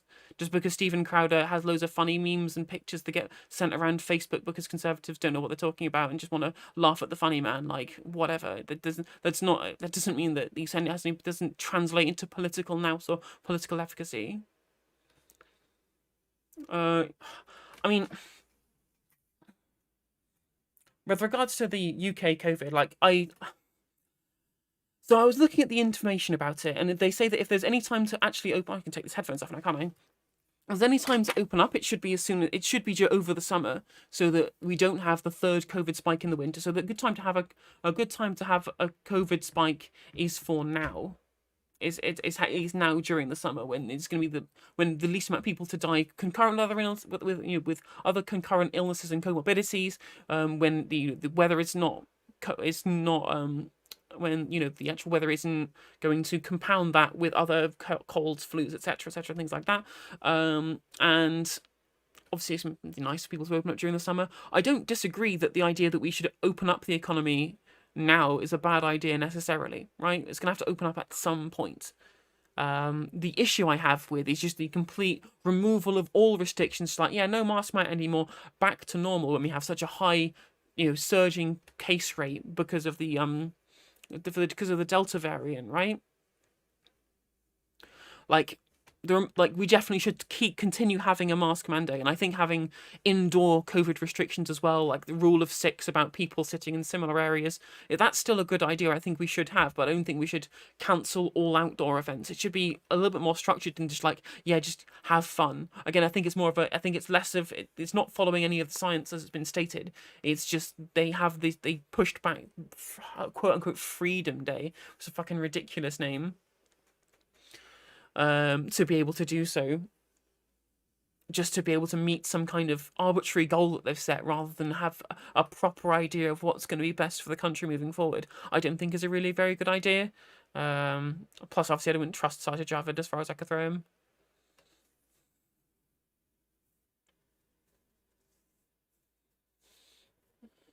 But the mask doesn't protect them. It protects other people, and people who have been vaccinated still have a chance of catching it. We should be promoting the idea that masks should be, even if we're not having a mandate, we should still promoting the idea that people should continue wearing them as much as they can do. right? Because you're not just affecting other people. The mask is there for you to mask is there for you to protect other people, and you can still catch it when you're wearing a mask. And as soon as one person just doesn't do it and they spread all their COVID germs everywhere, and it settles on everybody else's masks, they all get sick as well, right? It's got to be a concerted effort amongst everybody to keep this under control.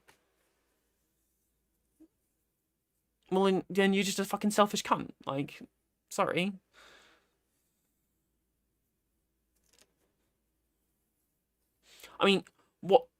Once we have a level of herd immunity, that's what the vaccination is for, right? Like, whilst there is still a high caseload, we should still wear a mask. Maybe down the line, when we do have some... Thank you very much for the follow, Cuba. That's much appreciated. If we have some kind of future in which people do have more herd immunity after the vaccine's been completely administered, then sure, maybe we can have a look at that. But whilst we still have a high caseload, which we really do at the moment, cases are still increasing because of the Delta variant, we should still continuously try to push the idea that people should continue to wear masks for other people's safety. Hey, Chud, thank you very much for sending people my way. It's much appreciated. I'm not enough of a scientist to know exactly what percentage of the population needs to be vaccinated for herd immunity. I'm not. Thank you very much for the follows. Everybody is coming in, yeah? Like, I have friends who have been double vaccinated, who aren't compromised, who have received levels of who have caught COVID and had poor symptoms, right? Like, it's not even it's not paranoia. It's just what's the worst that could happen if everyone continues to wear masks, right? I mean, 90% probably would. I mean, again, I'm not an epidemiologist. I can't exactly tell you where the level to which we get some amount of herd immunity is good. Maybe it is 70%. Like, that seems entirely reasonable to me. But that doesn't mean that until caseloads go down, especially at this point in time, when we still have a very large amount of population who hasn't had the second vaccination yet, we're less than 50% with regards to double vaccinations on the adult population at this point. We should at least continue to wear masks, even if we're going to open up places. I think that's fine. As I said before, like, if there's going to be some increase in cases currently, we should do that now, whilst we're in the summer, whilst we're in the summer. But we shouldn't renege on mask wearing at this point. Yeah, the football is going to cause a massive caseload, isn't it? Just like we saw the massive caseload over Christmas too. I mean, that's a very big-brained take there of just doing chickenpox COVID parties for everybody, so we all just catch it. I'm sure that's going to have no negative side effects whatsoever. I mean, again, I'm not going to claim to be any kind of epidemiologist here, but as far as I'm concerned, there is a level to which I think that's been shown that even if you have been double vaccinated, you can still be a carrier, so you can still be a risk to other people. So just wear the mask. Like, it's just a piece of cloth over your face, and it may save somebody's life theoretically. Like, should we just do away with the idea of public indecency laws just because some people want to wave their dicks around in public? No, we shouldn't. And people are more likely to have adverse effects from catching COVID than they are from seeing your dick.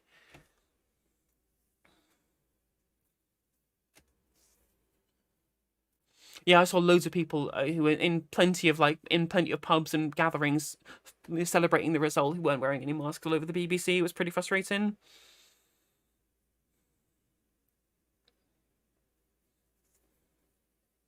I mean, but the problem is that, so I understand, Kuba, that's going to happen, yeah, and I did say that's going to happen, but that shouldn't be a reason for stopping mask mandates or stopping lockdowns, right? Or for not stopping lockdowns, I say, because I understand, because even if the entire population gets double vaccinated, we can't just keep locking things down because people might catch COVID because they're double vaccine.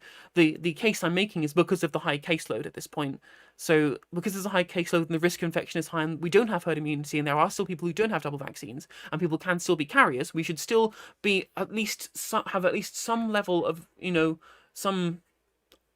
some societal expectation for people to take care of each other, considering there is still a risk to people, right? Once we get that, once we hit the herd immunity level, once you have a vast majority of the at-risk population vaccinated, who basically anyone over the age of 18 at this point, it's going to be we have to be able to open up at some point. We should at least have some level of decorum with which we do so.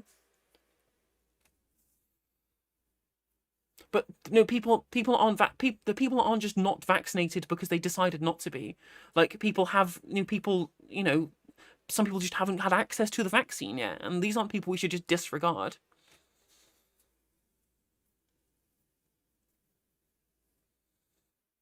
People aren't just choosing whether or not to get vaccine. With plenty of the population haven't even been given the opportunity to get their first dose yet.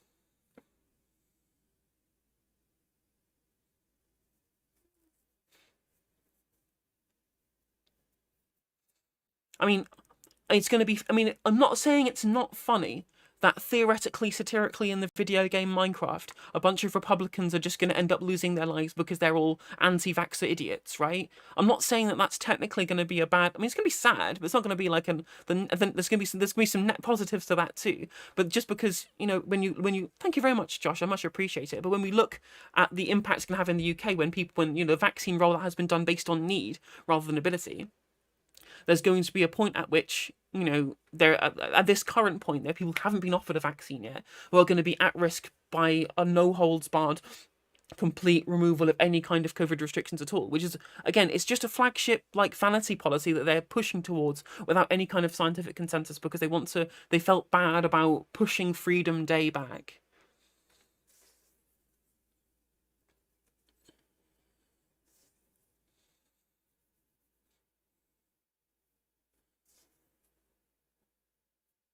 Yeah, it will certainly be ironic, and it's funny from it was funny from a conservative standpoint a year ago when they were just ignoring it. It was just like, well, okay, I mean, basically the entirety of the Conservative vote is pensioners at this point. If you take away pensioners from the electorate, Labour win the election every time.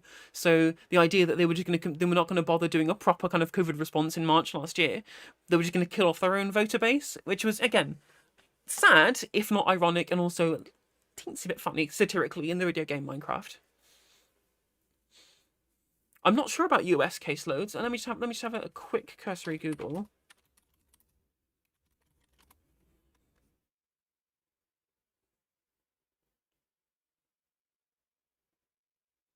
Look at this article.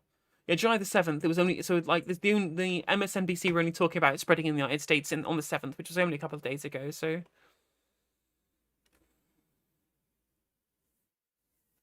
But also the issue we have with anti-vaxxers, I mean, obviously they're damaging their own life, which is, it's bad for them, and they're making a poor individual decision that's going to negatively affect them, right? Okay, sure, but it has a knock-on effect in that it makes herd immunity as a concept harder because through the population are vaccinated, it's just going to keep circulating, and it can continue to affect people who have been smart enough to take the vaccine because sometimes people who are vaccinated can still be affected by it. It's not 100% covering.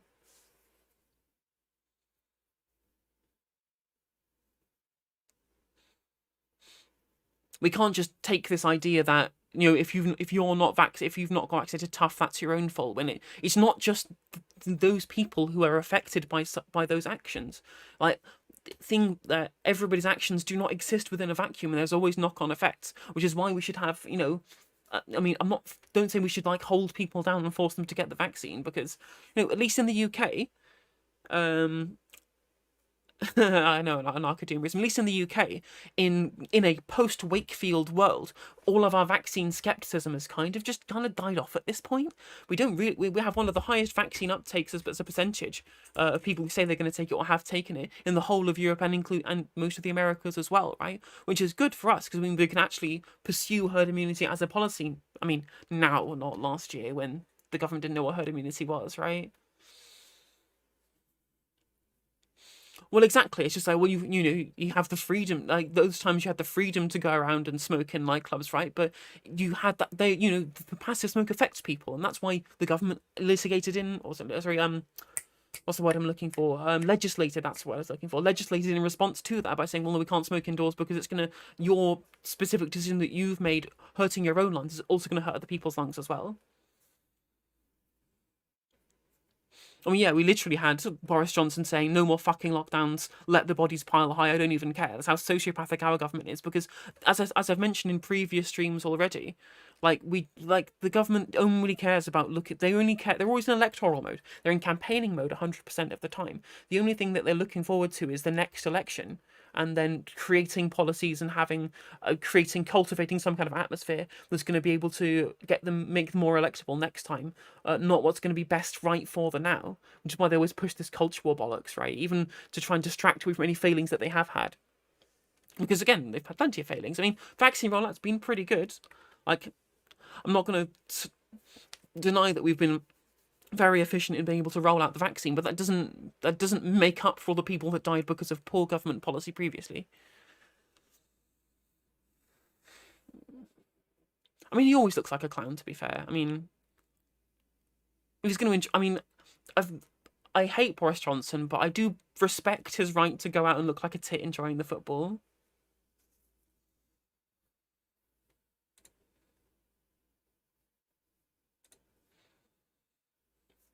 I mean, we've got plenty of funny. Remember that video of him taking a swim at the G7 summit that went around, that did all the rounds around Twitter. I mean, like, I can live for those moments. I think I'm happy with him being able to go to the beach. Like, I will allow him, that particular luxury.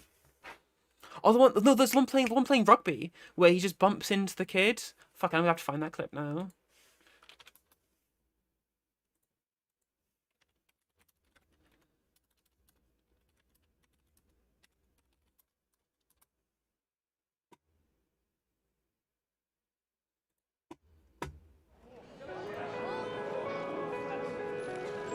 I have to watch this. This is very funny.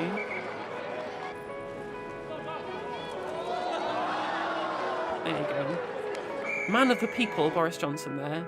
Look at that. Look at that barge. That is a pro, although he did fall down, so it's not a particularly great one if he's not going to score the try at the end of the day.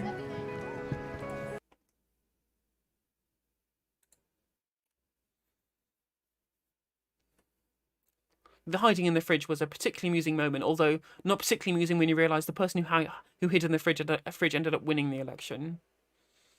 Although I said, like, random moments, like, I mean, I guess it was kind of indicative of his unwillingness to answer questions and have media appearances and actually put his policies under scrutiny. I mean, him hiding in a fridge is hilarious, but it's also a sad indictment of his his particular attitude throughout the campaigning period. You want us to keep wearing masks because there's anti-vaxxers is funny to me. I'm just like, well, I mean, that's not what I said. I said we should continue wearing masks now because in the UK we have a high caseload of the Delta variant and not everybody is vaccinated because not had the chance to get vaccinated yet. That's different from saying, because they're anti-vaxxers we have to wear masks. That's not the point I was making. We do definitely have to find humour amidst the depressing reality. It's very true. Although, to be fair, like, it's going to be difficult to make satire after the last year. It's going to be very, very difficult to make satire now. And Mando Nucci's career gone. How is it possible to satirise anything that's happened at this point? It's not possible. It's not possible to create satire anymore. We're in a post-satire world. Sure, I mean, obviously, but the question, Shiny Golden Pepper, the question that I was asked was regards to the UK response to the the COVID restrictions being lifted on the 19th of July. Yes, that has mostly been reporting reality. That is also very, very true. I mean, at least if we're gonna have proper satire, I hope Chris Morris writes it.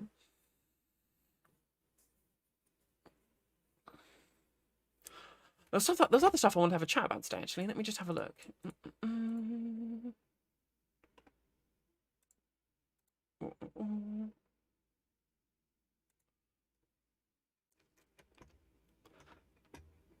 Did anyone see this piece of news here? That John Lewis was planning to build 10,000 rental homes, just create corporate cities.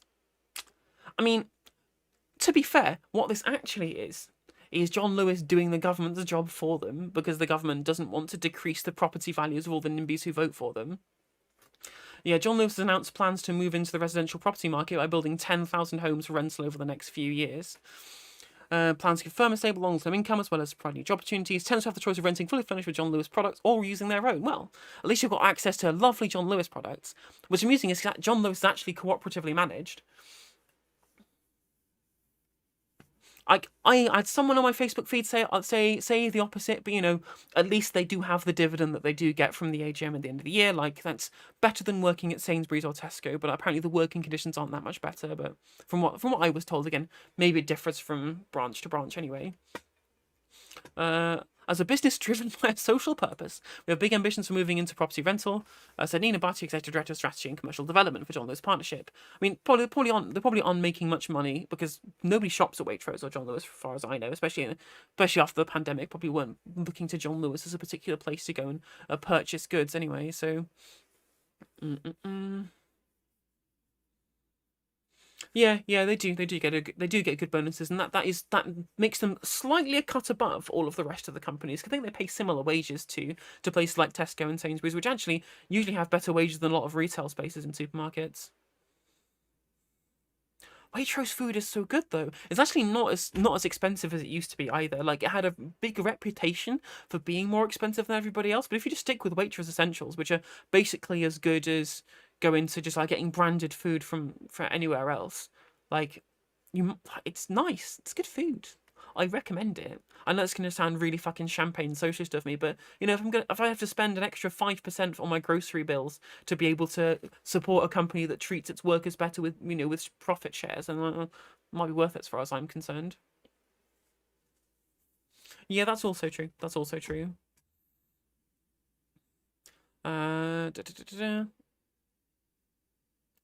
Said 7,000 initial 10,000 homes will be on sites in its existing property portfolio, ranging from studio flats to houses. Some homes could be built in department store car parks above Waitrose supermarkets or next to distribution centres. Mostly in the southeast of England. Well, that makes sense. Where all the demand is.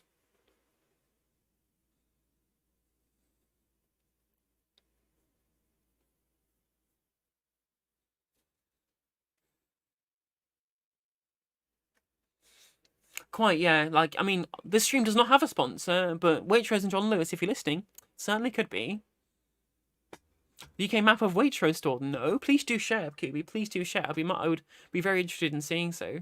I mean, I don't know how to feel about this particular story because more homes is good. Like, people aren't building homes, and as you've seen over time, like, what was previously a realm that the government would usually build homes has then been taken away and put in the hands of private organisations, mostly because the government just won't, because they have the Conservative government specifically have a vested interest in keeping the value of the houses of the people who vote for them to be as high as possible, whereas increasing the supply of an inelastic product is going to reduce the cost, is going to reduce the market value of the existing members of that particular market, or the existing products and commodities in that market, right?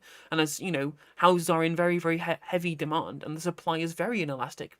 It's very, very difficult for a government that has a vested interest in keeping those house prices high and wanting to build more property. And so over time, we've seen after the post-war period and from the 1980s onwards, the state has then just completely stopped building houses, and it's all been completely sent out to the private sector. And they also build way less of them as well. And also more of those houses have gone out of the council housing sector and into private rentals too, which means it's more subject to those market factors. Let's have a look at this map.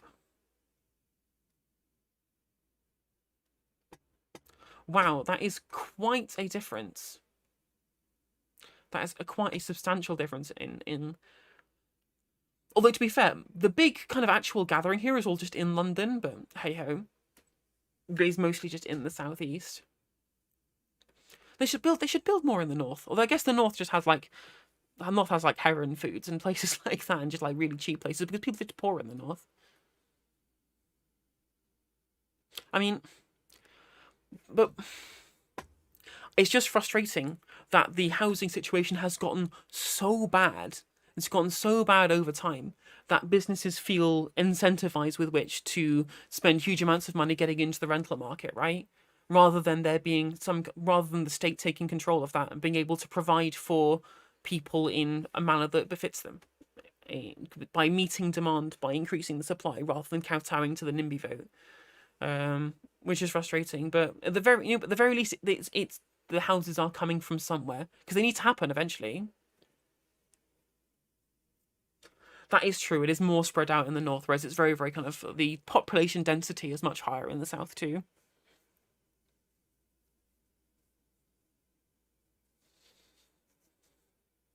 And at least some of the money that's going to be generated from these rental homes by Waitrose and by the John Lewis Waitrose partnership, at least some of that profit is going to go back to the people who do work for Waitrose and John Lewis.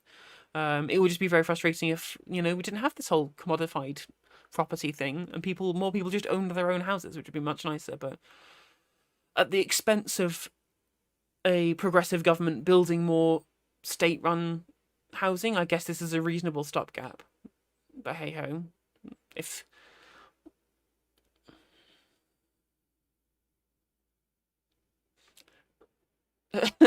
so I heard that through the grapevine too there, Josh, that over time socialists do end up eating babies.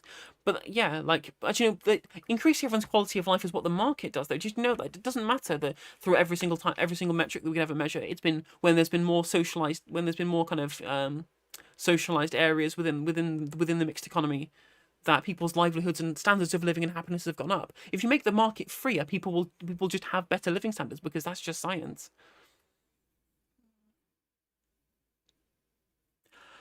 I mean, the problem is I agree that that's probably what they are going to do, DVS Dilemma, but I think it's all part and parcel of the same idea, that the government have realised that if they just spurn their duties to such a point it gets so bad, private companies will have to pick up the slack.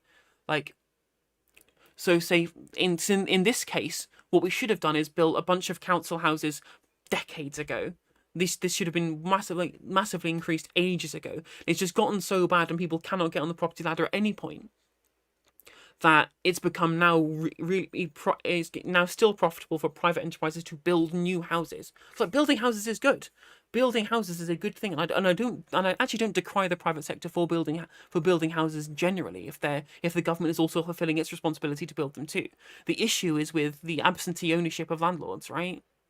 Not generally with the idea of a private company being paid to build houses. The issue is they're building 10,000 specifically rental homes. They're not building any homes that are going to go into the market for people to buy to own on their own. Although I guess if people leave their current houses, if they're in current buy-to-let agreements and then move to these John Lewis ones, then maybe they can sell. Maybe the landlords will sell up. It depends on what happens with the market prices and what kind of houses John Lewis are building. I'm willing to bet the amount of affordable housing is not going to be very high.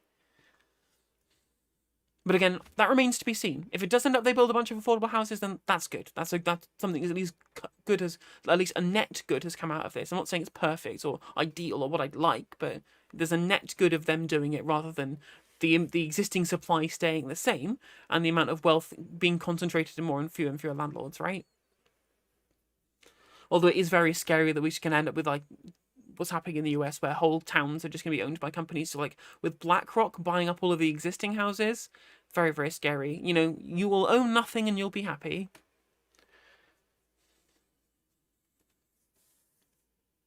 We need blocks of flats. We need blocks of flats. We need the boss.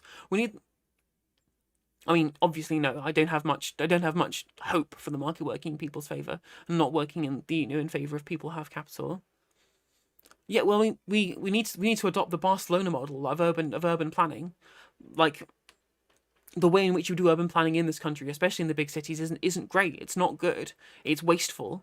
I mean, it's better than the US where they have a bunch of suburbs, right? But if you look at the Barcelona model and how it creates good living spaces for people, efficient living spaces for, with which to heat them and with which to provide services to them, and is better environmentally because there are fewer roads, this would be a good system for us to adopt, right? And it's all apartments, so it's taking up less space for more people to live on. Which means there can be more space for green areas elsewhere.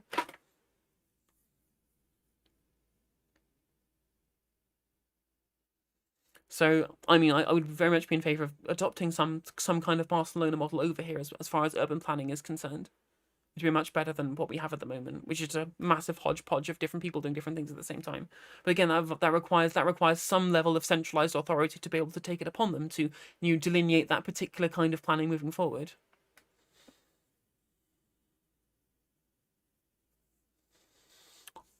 Yeah, London is crazy expensive. I have no idea how anyone affords to live in London. Could do it in Wimbledon. I mean, if you have a block of flats in Wimbledon, you get to watch the tennis for free, which is good.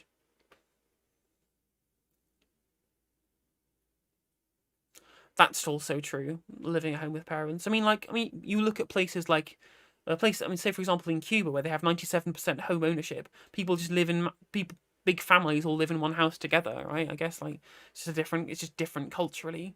But again, if you have a privatized system, people are incentivized to want to generate some amount, have assets with which to generate wealth. And at the moment, we have a boomer generation who have all of the assets who continue generating wealth, and a millennial generation who have zero access to this wealth generation.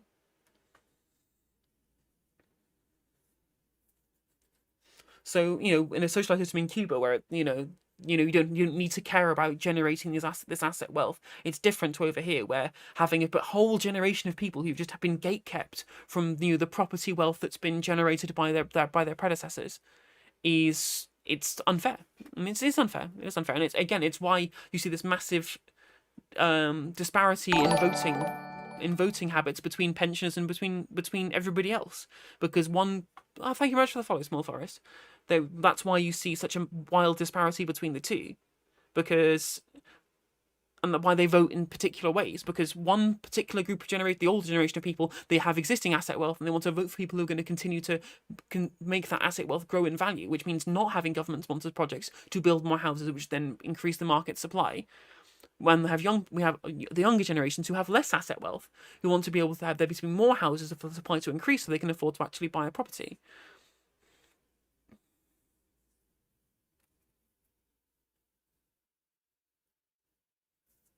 I've wondered why we don't have basements in UK houses. Let me just have a look.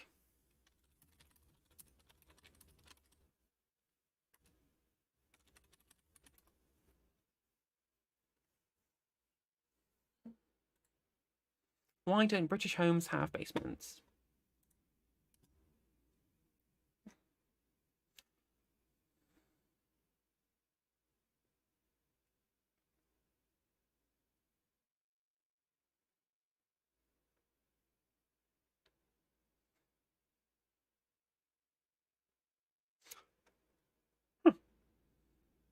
Interesting. It's very strange. Probably to do with geography, probably to do with the amount of geology as well, like the level sort of, I guess, like, and what it's like underground in these areas, and how difficult it might be to dig in. Especially, obviously, I live in the Chiltern Escarpment at the moment. Obviously, it's very limey area, not very limey area, very chalky area. So digging, going down within the foundations of the ground is probably a lot harder than some other places. 4-day work week study in Iceland and success. Well, I'm not surprised it's been successful, but thank you for the heads up.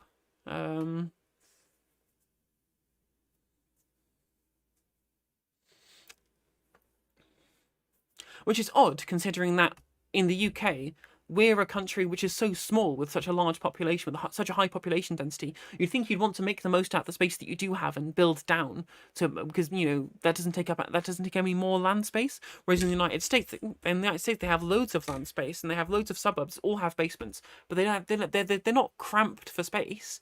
There's plenty of wild open areas which they could expand into. True, we do like attics. That's very true. Well, they're a bitch to stop air from going out. Warm air from going out of warmth, rather. Yeah, I wouldn't be surprised about the 4-day work week working in Iceland. I mean, it makes sense from an intuitive perspective. It gets more people.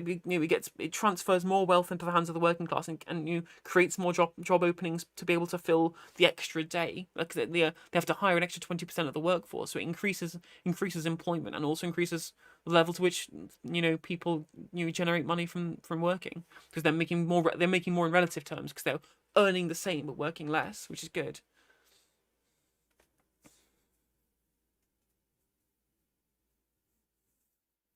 They were doing a 4-day work week trial in Finland as well, if I remember. Or were they the UBI? I forget.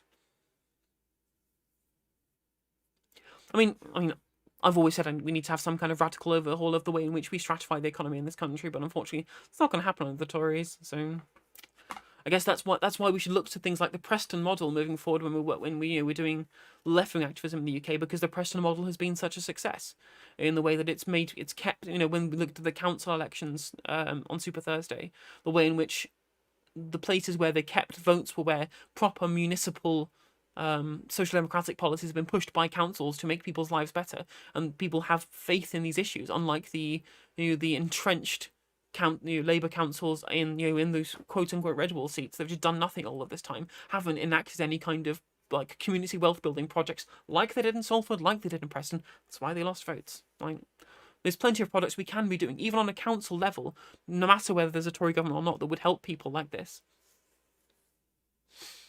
And unfortunately, policy. And hopefully, what will be good is hopefully with the new planning policy put forward by the Conservatives. Hopefully, this is going to lead to more. It's going to be easier for councils to be able to develop land on their area to be able to create more affordable housing, which hopefully should be good. But what will probably happen is end up meaning that a bunch of lobbyists for the Tories will get all these contracts to be able to build on these planning areas. But there is scope for future new builds to happen if, for example, there is a change in government sometime soon, which allows this the changes in planning permission guidelines to be able to be used for the good of people rather than the good of corporations.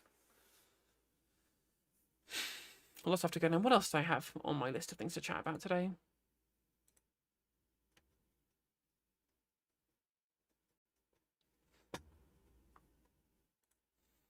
Oh yeah, Boris Johnson creating a Trojan horse to make it easier for tax sales and non-doms to fund UK elections. That's quite scary. The idea that people who don't even live in the UK anymore, haven't even been living there for 15 years, are suddenly get to start voting in the elections and start influencing politics, right? Not that, I mean, to be fair, as this article, I skimmed the article before, as it's already stated, in such that, because a bunch of donations don't really have to be declared a lot of the time, people have been doing this forever anyway.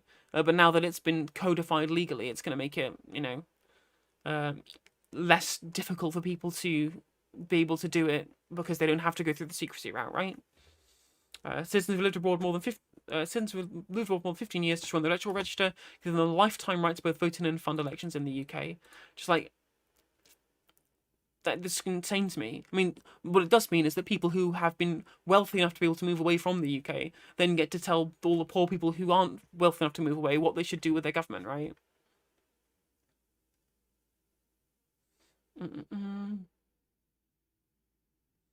Governing Conservative Party accepted more than £1 million from UK citizens living in tax havens ahead of the 2017 general election through existing methods. They'll only get worse with this particular piece of legislation.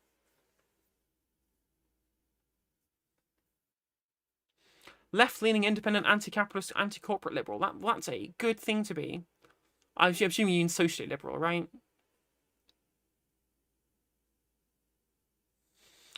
I mean, I don't know. Depends like how much of the entrenched wealth of the boomer class gets passed down to these people, right? Or whether it's all going to be in so few hands that it makes no difference to the voting changes with regards to young people. If most young people are not beneficiaries of wealth being passed down from an extremely wealthy boomer from all the assets being generated by the wealthy boomer generation, if that's only concentrated in a small amount of millennials and zoomers, then I think we will see a political sea change once boomers start dying off. And unfortunately, that's still 20 years down the road, right? So there's plenty of time for us to have to do political advocacy moving forward. Although with that in mind, there was a story that I did see today. Which was regarding, so the Chancellor was hinting at ruling out 8% pension rise, which is interesting. So one of the things that almost lost Theresa May the election in 2017 was, threatening to remove the triple lock on pensions and attacking, the dementia tax and all that kind of stuff.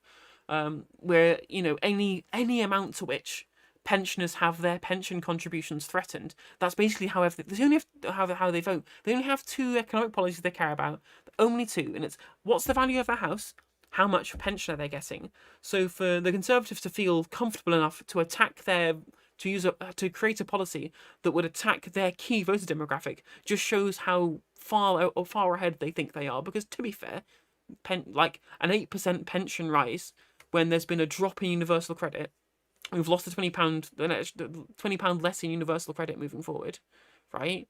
And considering there's been no pay rise for nurses, no minimum wage increase, nothing like that, an 8% pension rise is absolutely preposterous, right? Considering how much work people of actual working age have put in over the course of the pandemic, it's probably correct for him to do so. I just find it interesting that he's, putting forward a policy that is going to negatively affect his core voter base, right? He'll probably get pretty frustrated by it. Rishi Sunak told the BBC the decision on pensions was based on fairness for pensioners and taxpayers. That's pretty good to see. However, groups representing older people say that the government's promises pensions should remain. No surprise there. The triple lock is a government policy, but I recognise people's concern about what that might mean, given some of the numbers that are being put around. We'll approach these decisions with fairness in mind. Fairness with pensions, but also for taxpayers. Some questions around the earnings numbers. Okay, let me just have a look down here.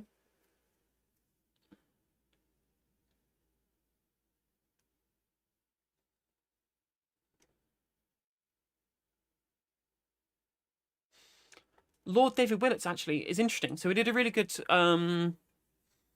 lecture for the National Institute, Royal Institute, something, an institute of some description, talking about the difference in generational wealth between boomers and millennials. And he's a Tory lord, he's a Tory peer. Right, for him to be talking about how the Conservatives have just like jettisoned young people from having any sort of opportunity to gain wealth is quite surprising to me that even he's noticed it. He's a think tank focusing on people and their incomes. The Resolution Foundation said the COVID crisis laid bare the design faults of triple lock, with a severe jobs crisis last year inadvertently contributing to an unnecessary, unjustified 8% rise in the state pension next year. Chancellor should take opportunity this autumn to replace the triple lock with a smooth earnings link. This would mean the state pension would rise in line with living standards of working age people, a change that would be fair to all generations. That I agree with. I do genuinely agree with a Tory on this particular issue. Central heating games.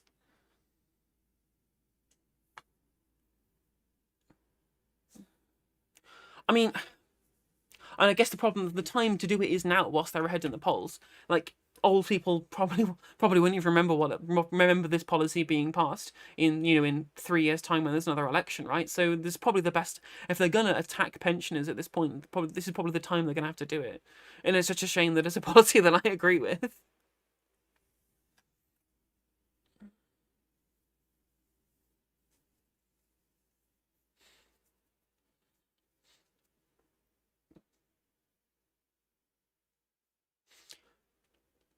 While older people are generally keen to do their bit to help as the pandemic continues, they're also aware of unscrupulous policymakers who might want to use exceptional times as a reason to make permanent changes a government side found that will not be acceptable at all. I mean, like, it is acceptable because the pensioners already have all of the entrenched wealth in this country. I know pension poverty has been increasing, but we can fix that with means-tested things for pensioners rather than just blanket giving every pensioner a bunch of fucking money.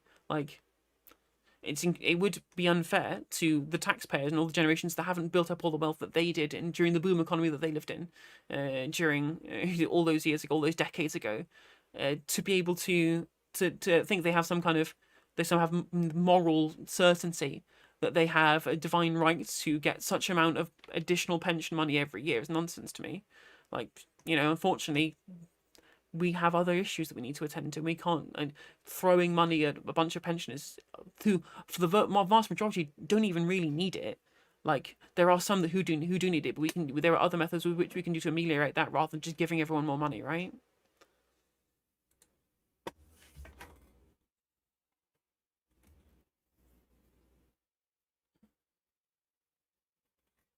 Although I guess it's gonna affect women more often though as well, like retired women, because they've never had a chance to build up as much asset wealth because they weren't part of the workforce. So it's difficult to think. It's difficult to look at pension policy because so much of our benefit payments, the vast majority of social security expenditure in the UK is pension payments. It's not people scrounging on benefits because they can't get a job. It's mostly just pensioners that we have to pay out to. So we have to really think about where this money is going to come from. Well, that's the point. As one says, if their spouse has all the generational wealth, and then the spouse dies first, then they're still going to be able to collect those two together, right? I guess there might be a bunch of, older single women. I guess would be the issue, but. And again, that's not to say that every single pensioner has built up some amount of asset wealth over time. There are a lot of working class pensioners who never got the chance to. Like, just because it's harder to buy a house now than it was then doesn't mean that everybody bought a house previously, right? There are still some pensioners who do live in rented accommodation, who worked tough working class jobs, who didn't have as much, who didn't get access to the excellent pensions that older people get that we now don't. Right, actually, fuck it. We're watching the David Willits video. We're watching the David Willits video about boomer wealth because it's really good, and I think you should all have a crack at look at it. Lord David Willits the pinch. This is the one. I'm going to have to put my headphones on for this. I'm going to put it in 1.5 times speed, though. He speaks quite slowly.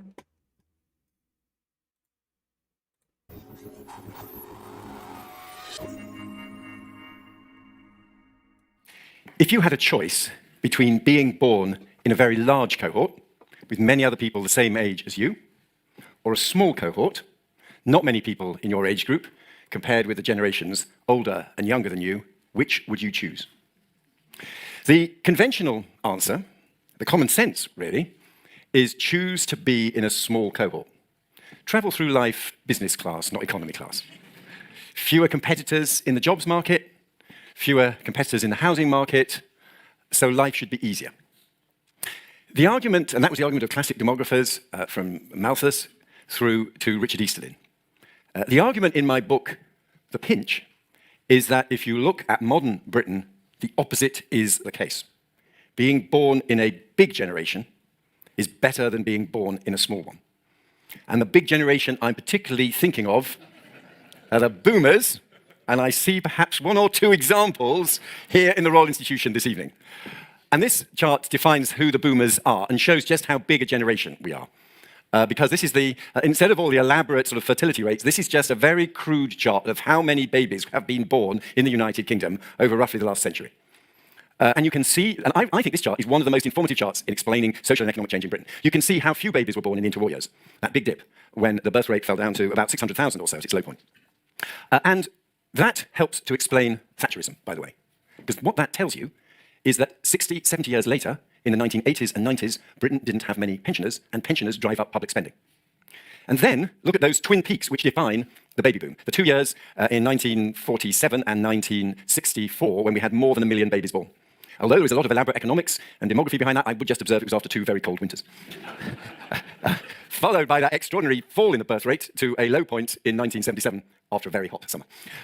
Now, between those two peaks of more than 1 million babies born, we never had less than 800,000 babies born. And as you can see, it's been very rare that since then we've reached the 800,000 figure again. So the baby boom, and of course there's no kind of official definition, it emerges from demographic analysis and cultural trends. The baby boom, as I define, is that 20-year segment, people born 1945, 1965, including the Twin Peaks. And just think of that big cohort working its way through society, like a python swallowing a pig, just working through. And having a surge of young people is very disruptive. 20 years after that 1947 peak, there were the Grosvenor Square riots. 20 years after the second peak, there were the poll tax riots. It is very hard for a society to absorb very large numbers of young people. And the core argument in my book, however, is that big generation have shaped Britain in our own interests. I now confessed, I'm a boomer myself. In fact, I find most of these discussions end up where every intervention begins a bit like one of those sessions of Alcoholics Anonymous. I confess, I was born in 1961, I'm a baby boomer. So the argument is that that big generation, the boomers, despite apparently the common sense proposition thing is going to be so tough for us, we're a big generation, in the modern world, being a big generation works to your advantage. First, you have the spending power. There's lots of consumers, so you shape markets. That's why the Rolling Stones are still on tour. That's why the Mini is still being manufactured. So you shape markets if you're a big cohort. And secondly, and it's very topical, if you're a big cohort, especially when governments do a lot, when you have a big welfare state and a big tax system, you have a lot of votes. You have voting power. For every Well, true, that's one. That's true. There was a lot of immigration in the post-war period as well. You look at the Windrush generation and things like that. every one boomer who votes in this election, there will be about 530,000 other voters of exactly the same age. For every young person who votes in this election, there will be about 400,000 other voters of exactly the same age. So you have market power and you have political power. So being a big generation has turned out not to be such a bad deal after all. Being a big generation has turned out to work in our favor. And that is the core proposition of my book. Now, I'm now going to take you through some of the evidence of how this has worked out. And it's evidence about what's happened to incomes, it's evidence about what's happened to the assets we own, it's evidence about how the welfare state has been shaped to our advantage. First of all, and I should explain just in terms of the methodology, and this is the Royal Institution, we've got to be rigorous, you don't want anecdote, you want proper social science and evidence. When I talk about generations, so when I talk about generations, you can see there what I mean, and that's partly shaped by changes in the birth rate, it's partly shaped by cultural phenomena. There's the baby boomers, there's the smallish generation X, there's the millennials, 1980 to 2000, and the generation after that, who haven't yet got a name. But when I talk about cohorts, I mean 5-year groups. So when we do the analysis, and a lot of this analysis is work we've done at the Resolution Foundation, the think tank where I chair our intergenerational centre. When I talk about cohorts, I'm talking about 5-year groups to make it rigorous. So this is pay for successive 5-year cohorts. So if you look here, you can see that when if you compare the people born 1981, 85, their wages when they enter the workforce display the classic pattern that each successive 5-year cohort earns more, until for people born in 86, 90, and in 91, 95, if anything, their pay is underperforming. It looks as if that pattern whereby for every successive 5-year cohort, as you enter the jobs market, you earn a bit more than the people 5 years before you, it looks as if, as a minimum, that pattern has ceased to obtain. If anything, it's going to reverse. Hence the proposition, one of our propositions at Resolution Foundation, that someone aged 30 now earns no more than someone aged 30, 10, or 15 years ago. So pay has stopped moving upwards. At the same time, the rents that people pay have gone up so that their housing costs have deteriorated, and young people aren't moving jobs as frequently as they did. All this adds... sorry, Obviously, the rent issue is just caused, as I mentioned before, by the inelastic supply in housing. In that there's a good graph of showing the rate at which the public sector has just stopped building houses to increase with increased demand as the country as the Conservatives have been in power, showing that if you keep the supply low, because it's very difficult to be able to change the supply, hence the inelasticity, it means that it means more people, as the population increases, are fighting over a smaller amount of the demand is higher. The more people fighting over the same amount of their commodity. Now, as these commodities become more sought after, they get more expensive. They're more expensive. It means that only richer people can afford them. And so only richer people can afford them.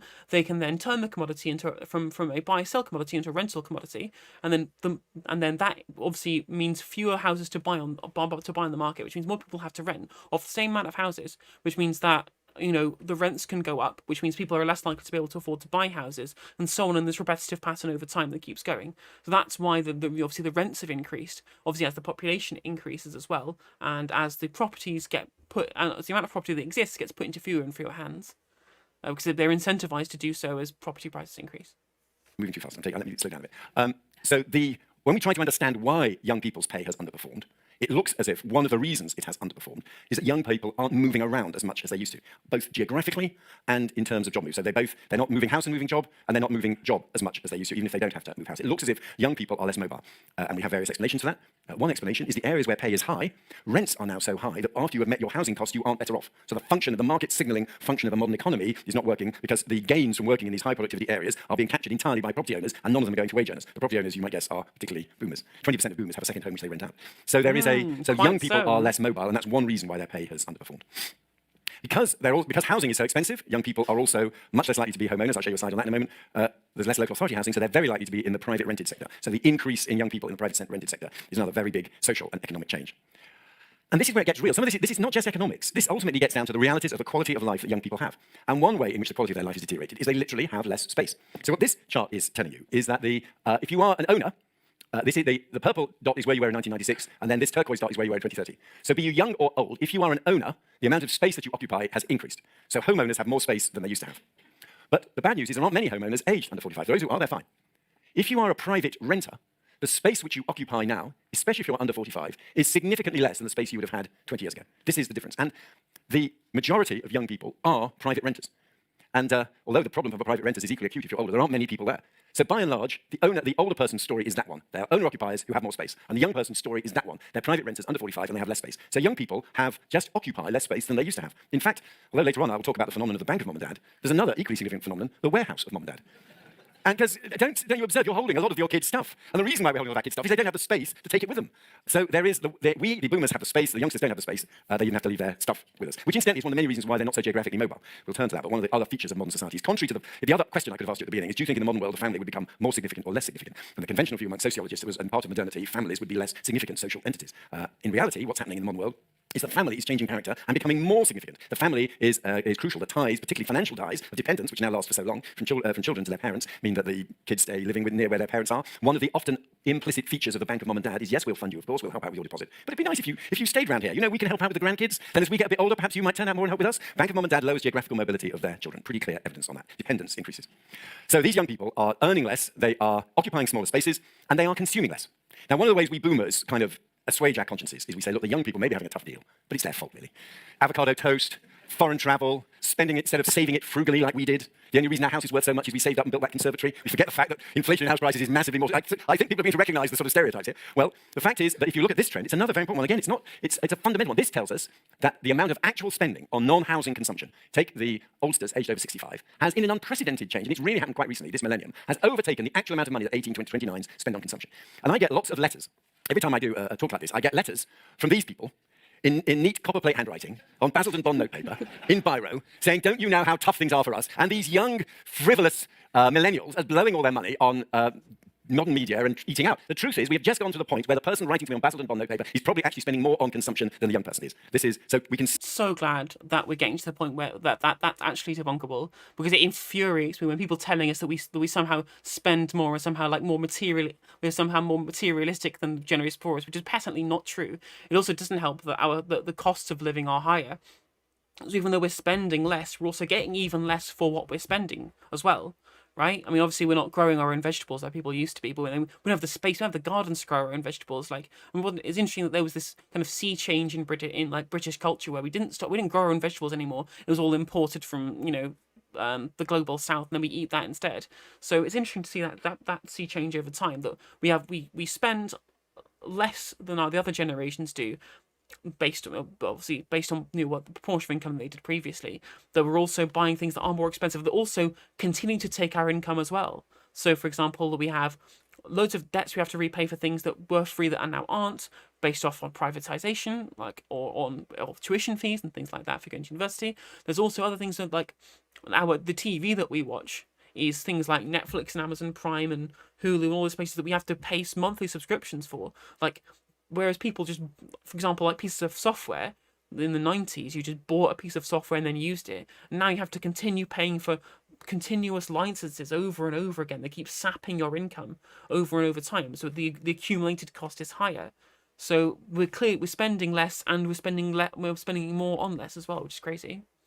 See these effects. It's lower pay, it's lower quality of housing, it's less money left for consumption. Now, we had an event here yesterday with the British Science Association, our Huxley Summit, here in this very lecture theatre. It was a great event, and we talked about the challenges the world faces. And one of the most important challenges the world faces is climate change, or the climate emergency, perhaps we should now call it. And my next slide is one about that. So part of what we boomers have done is we have emitted a large amount of carbon dioxide through our lives. Behind us, the carbon dioxide production of the typical boomer has been very substantial. And one of the most interesting examples of the challenge we are leaving behind for the younger generation is if we are to reach the maximum of 1.5 degrees global warming, and you then factor in the reduction, which is the IPCC target, as you know, and we factor in the reduction in carbon dioxide emissions that is necessary in order to hold it at 1.5 degrees, and then allocate it across different generations over their lives to see what happens. And this tells you, this is a fascinating calculation, which I was able to put into the book. It's only been made recently, however. The blue chart is world, the red chart is Europe. Basically, the millennials have to produce in their lives 1/8 of the carbon dioxide that boomers will produce in ours.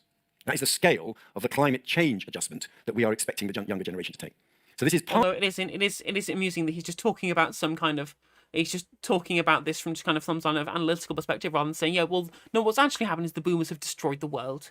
They've overconsumed with no. I mean, people were talking about overconsumption of fossil fuels and the climate change disaster in the 80s, right? Like even as far back as 1890, we have papers looking at the environmental impact of the Industrial Revolution and things like that as well. This is not something that's just popped up out of nowhere. There's a Back to the Future Straits video special or whatever, which was specifically designed by whoever wrote it in mind to talk about environmentalism, because clearly the issue was developing over time, right? So to say that they just didn't know that things were going to be bad is nonsense. So just trying to, I understand obviously, at least he's making good points here, but if you're going to look at it from an actual from what the reality is, the boomers have just destroyed the planet. Partly a story of what's happening in the British economy. It's partly a story of a global challenge that we face. That is a massive adjustment. And here we have the typical figures. That's what the boomers in Europe, the typical European boomer, will, in their consumption during their working lives, typically have 700 tons of carbon dioxide. And look at what we are expecting for the millennials and post them. Very big adjustment. So the image with which I begin the book is that, there is that kind of cultural meme of the parents going away for the weekend and leaving their teenagers behind in the house, and the teenagers throw a party and other people crash it, and you turn up and find on Sunday evening your house has been completely trashed by your kids. And my argument is actually, in the real world, if anything, it's the opposite. We have been trashing the house and then leaving it to our kids. That's Oh, well, at least you made the point there. That's so fair enough. that's I'll how take the that. economy is I'll working. take Then look at how, now let's get the role of government in. This is how the tax and benefit system working, and this is simply the effect of tax and benefit changes since 2015. And this is a case. Also, with back to the previous point as well, is it's not just we have to pay with regards to the way in which we act, with which to reduce our carbon footprint that they've just completely just shat all over the place. But we also have to pay with the fact that we have to live within, the world that they have left behind after as well.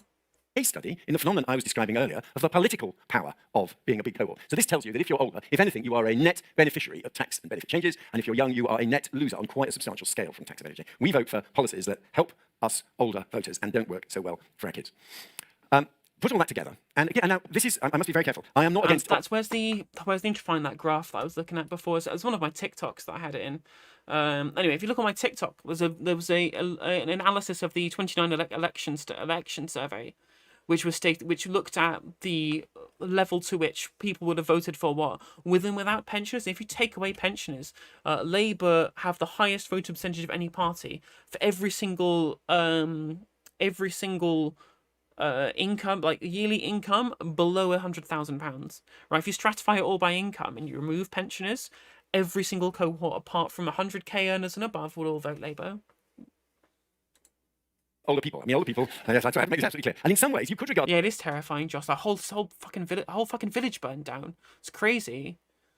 This chart as telling you about fantastic social progress in Britain. When I first got interested in economic and social policy, I worked in the Treasury in the 1980s. The assumption was being old equals being poor. That by and large, pensioners had low incomes. If you do anything for over 60s or over 65s, you were targeting poverty without really having to need a means test, because that's where the poor people were.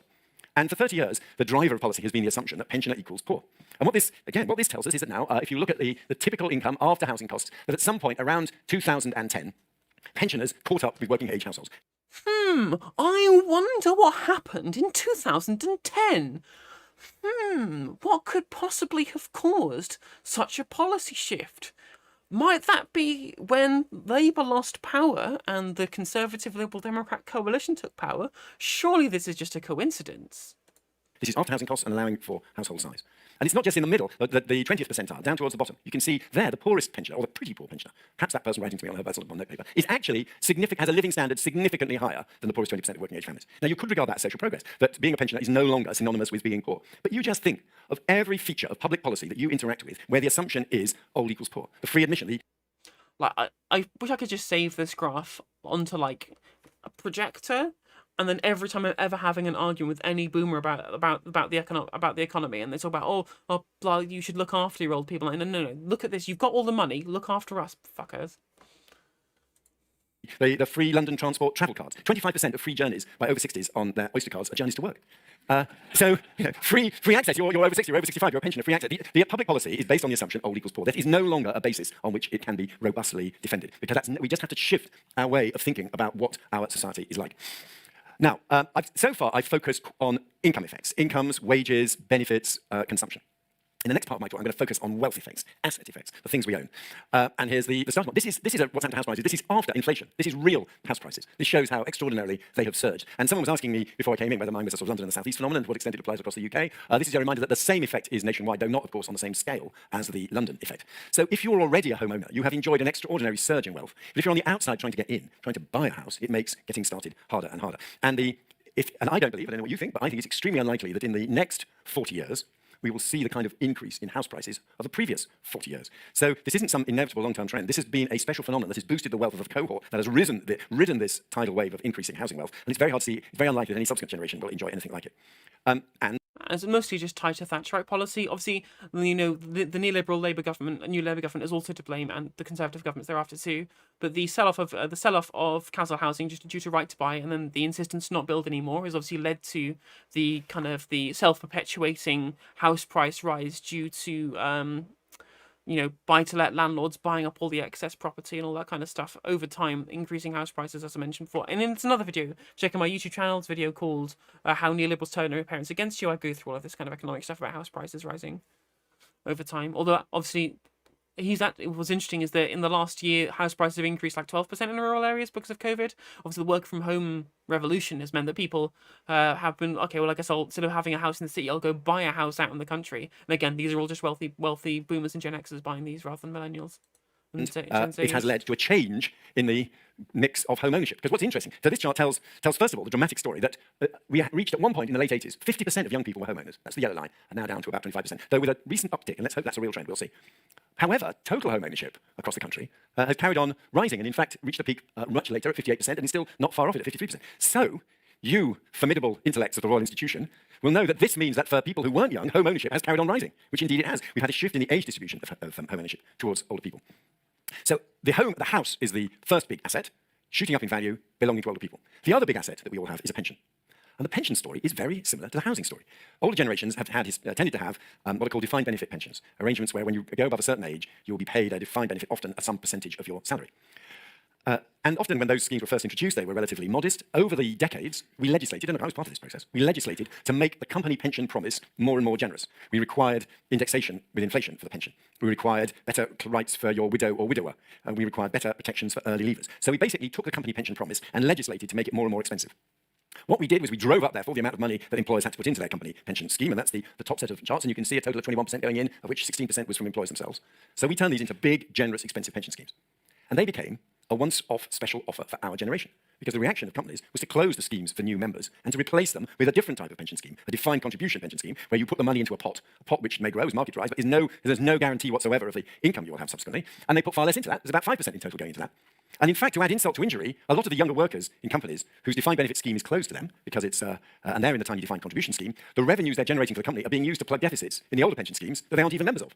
And it counts as in the statistics instead as return to labour. So it looks like Labour are doing okay. So we're literally paying with our labour for older people's pensions that then we're not going to get, right? We are subsidising with our labour retirees currently who just got this special one-time deal, as you mentioned there just previously, right? It's crazy. But it's the return to labour that's not available for young people. So pension ownership amongst young people, the value of the pension is also much reduced compared with the value of the pension that boomers have got. And that said, we're probably not going to make much use of a pension. At the end of the day, I think most millennials' retirement plan is societal collapse. One of the reasons for the surge of boomer wealth is that those defined benefit pensions are triggered when you reach a certain age. When you reach the age of 65, you're entitled to X% of your previous salary. So an unanticipated increase in life expectancy increases the value of that pension promise. The company might have thought they were paying it to you for 15 years, they're actually going to be paying it to you for 20 years. That makes it a more valuable asset. No such effect with a defined contribution pension scheme. Defined contribution pension scheme, at the end of your life, you've got a pot worth 100,000 or 500,000, and it then has to be eked out through an annuity or whatever way you like over the rest of your life, however long that might be. So one of the other special features of the boomer pension arrangements is they're worth more the longer you live, which is not the case with defined contribution schemes. It's actually worth less. And you put all that together, and this chart shows the effect, a massive concentration of wealth, particularly in its two main forms of property wealth and pension wealth, in the hands of the boomer. Look at this graph. Isn't this graph depressing? Doesn't this make you want to cry as a millennial? Just looking at, you know, it's that way. Just looking the level to which they have just huge amounts more wealth than we do, and they think that we're somehow like this materialistic generation who'd have no like level of self-control when they just got gifted a bunch of wealth, like essentially by accident because of you know specific policies, right? Incredibly tilting. And that is not simply a life cycle effect. Of course, to some extent, people aged 50 or 60 will have more wealth than people aged 30 or 40. That's the natural process of the life cycle. But there are lots of special factors behind this particularly acute surge in wealth amongst the boomers, which mean it's very unlikely to be replicated. And meanwhile, because of house price inflation, and because they keep on living longer, so the pension promise becomes worth more and more, if you track it, you can see how it's the boomers who are getting wealthier and wealthier. And that's what this next chart shows. This is very interesting. I'm going to take a moment to explain it to you, but this one is showing, for any age group, for people, let's take people aged, let's go to the peak, people aged 70 to 74 in 2015-16. So that includes the first boomer peak of people born in 1947. Compared for them, their wealth, compared with people of that age 5 years earlier, is 39% higher. This is an extraordinary surge. So being a 70-year-old very recently, you're significantly more wealthy than being a 70-year-old even 5 years sooner. It's and all these massive wealth effects of people being worth more than people of the same age after 5 years, that's all concentrated in this age group. That is the boomer wealth surge. And you can see it as they grow into old age, the surge in wealth of these people aged 70, 74, 65, just over 5 years is massive. But meanwhile, for the youngsters, because they don't own a home, with any house inflation, and they don't have a defined benefit pension, there's no increase in the wealth of in many of these age groups compared with people of the same age 5 years earlier. One group doing a little bit better, some groups doing negatively. So this wealth surge is concentrated amongst the boomers. Yeah, in the 0% bracket there, age 29. It's fun. Looking forward to working until I die. Now, I told you an income, I've taken you through the income effect, I've taken you through the asset effect. You can begin to see how the picture is building up here. And there is no one single massive sort of economic policy explained. My view is the only simple explanation is that we're a very big cohort. And then when people say, oh, it's just luck and we've been lucky. But if you're playing roulette and the black ball keeps on landing on the crucial square, you think it can't just be luck. And it isn't just luck. We have, without even thinking through the implications, we've always voted and supported and implemented the policies that work to our advantage. Now, we're now getting older. And this is a heroic chart that we have prepared at Resolution Foundation, which tries to predict the effect of demographics on our spending on the welfare state. And this is noted, some people say it's because we're living longer. That's part of it. But it also suggests that we're a big cohort. So even if there were no increase in life expectancy, the average age of Britain would increase because of this big cohort now getting older. And that is driving up. We're trying to assume that the welfare state promise is unchanged. We're not making any assumptions about policy. We're trying to factor in cost pressures in the NHS, plus increasing number of old people, the numbers of people claiming the state pension, and see what this does to welfare state spending. And again, you can see the pattern. You can see why in my original chart I said that is Thatcherism. That is a period when there is no, if anything, a fall in the number of pensioners, saving you money on pensions and the NHS. So the underlying cost of the welfare state is actually declining. It perfectly matches that period when governments were bringing down public spending as a percentage of GDP.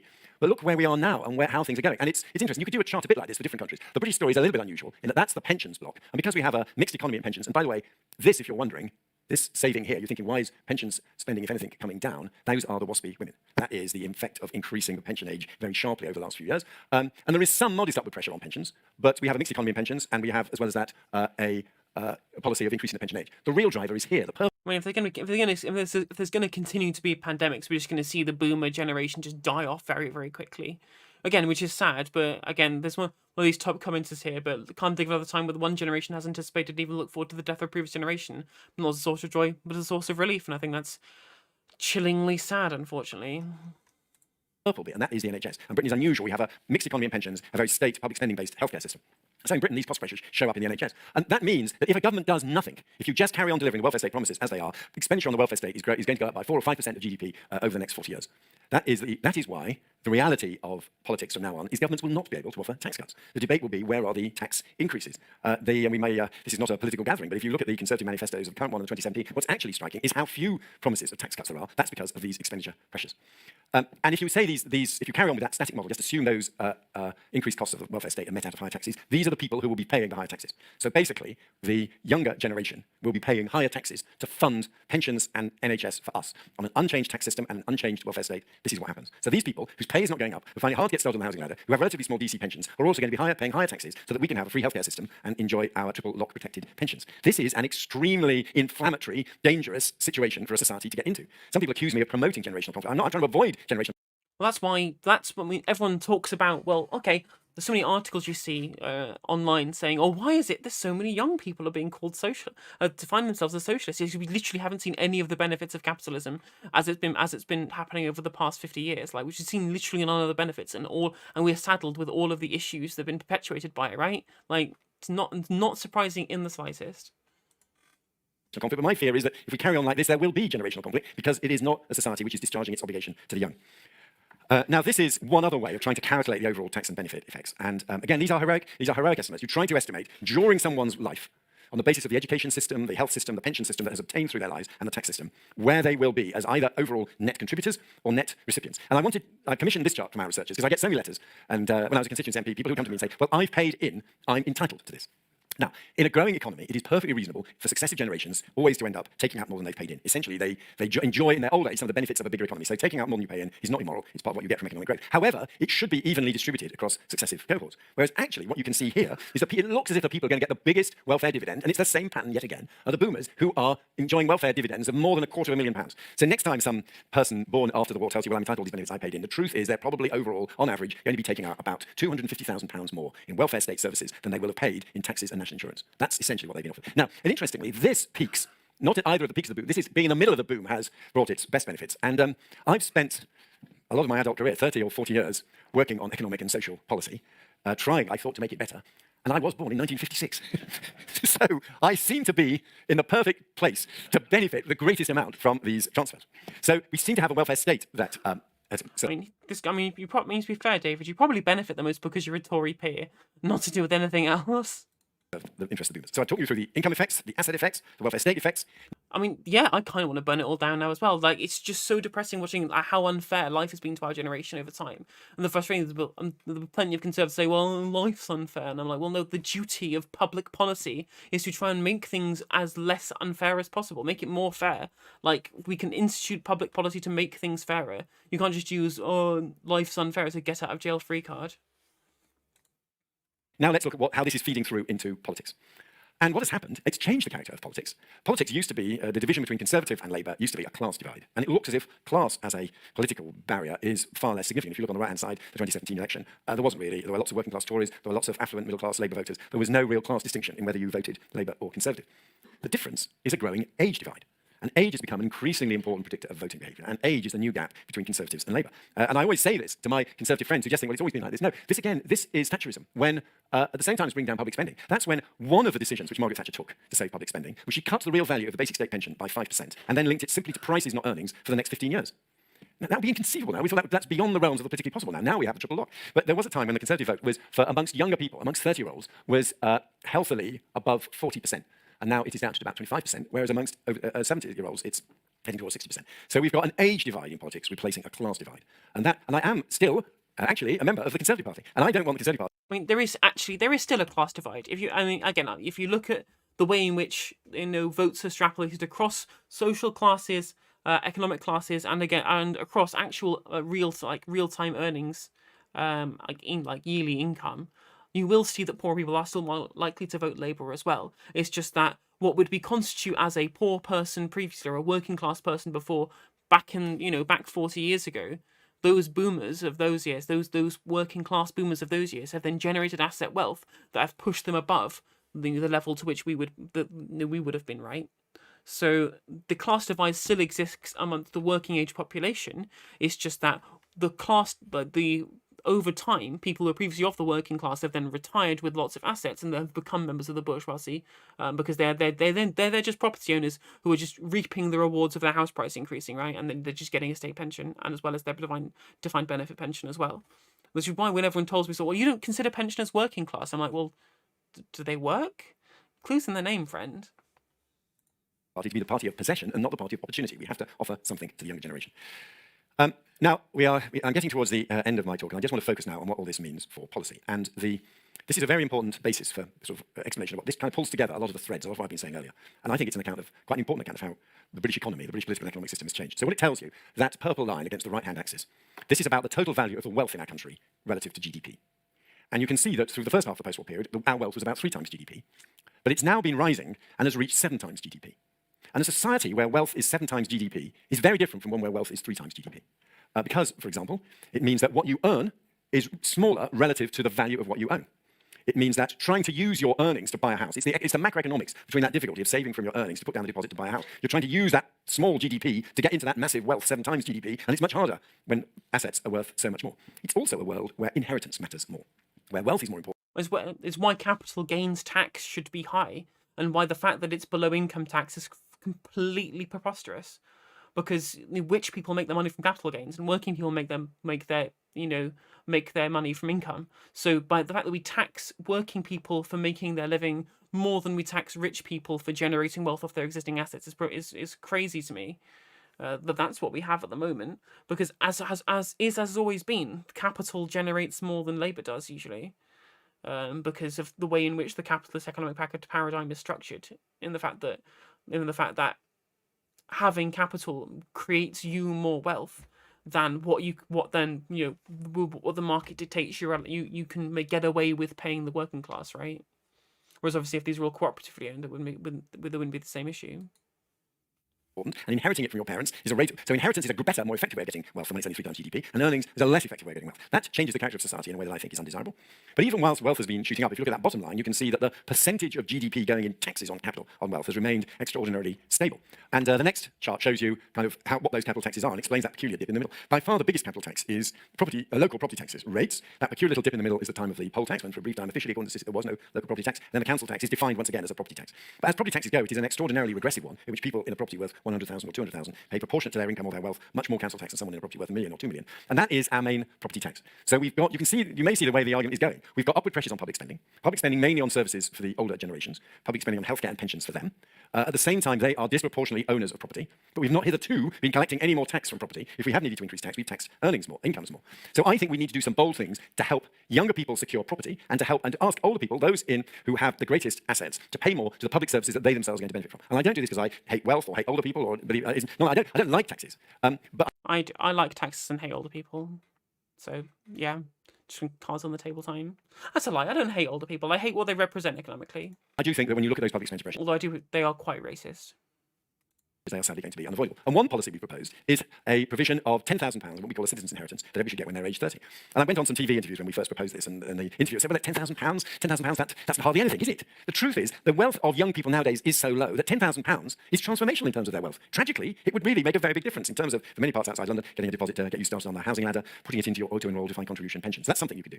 I don't think I'm going to get into the detail. Yeah, literally the smell of our money being paid into their pockets, and all of that asset wealth that we could have had that they've all greedily held onto and hoarded amongst themselves. This, but this chart is more complicated. I don't have time for questions, but this is basically saying you could imagine a policy on social care which does expect some private payment, but with a floor and a cap. A floor below which your assets don't fall, which could be a floor of, say, £50,000, and a maximum above which you don't pay any contributions of, say, £100,000 is the maximum that you pay. And, of course, also making it easier for local authorities to collect these on death from the estate and borrow money in the interim.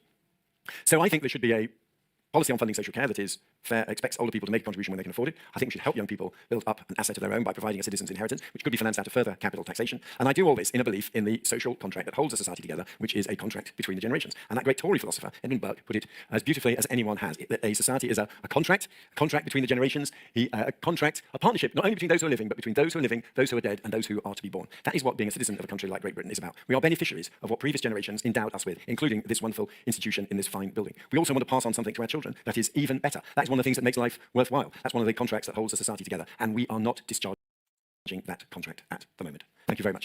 I mean, in every single possible sense, just like they've continuously voted to take away everything they benefited from us moving forward as well. So, I mean, it's a good lecture. I mean, I disagree with his conclusions about what we should do. What we should actually do is have a massive overhaul of the way in which we look at property and change. I mean, specifically rental property as well. I would like to see a maximum amount of housing property that can be owned by one person or one entity, and have a look at transferring that from the private sector into the public sector, so that more people have access to council rents, so they can then. So that goes down. So council rents can compete with private rents to drive those down. So people can have enough money to then build enough wealth to have the deposit to be able to fund their own property moving forward. And obviously, as if we have a maximum amount of properties that people can own, it means that more of them are going to go onto the market, which means the market price goes down because they have to sell out. So it's going to make it much more likely for young people to be able to get on the property market if there aren't so many landlords hoarding buy-to-let properties, which could theoretically be on the actual housing market if anyone who could afford the mortgage deposit. It's what I would do. Although I don't disagree with the idea of having a better and more progressive property taxing system, and also the citizens' inheritance seems like a reasonable plan as well. But obviously, that is interfering with the market is not what Mr. Willits would want me to do. I mean, public transport is the thing that could theoretically be free. Absolutely, it should definitely be state owned. Yeah, funding like housing projects, or funds available for people to start housing cooperatives as well, so that people have rental accommodation that they can go into that isn't just pouring money into the pockets of boomer landlords over and over and over again, right? Like that's a policy that I would also agree with. Yeah, Luxembourg do, yeah, absolutely. Which they fund by being a tax haven, to be fair, but hey ho, it is what it is. There's other ways of being able to fund that too. So I'm not saying we would have to turn into a tax haven to be able to do that. So,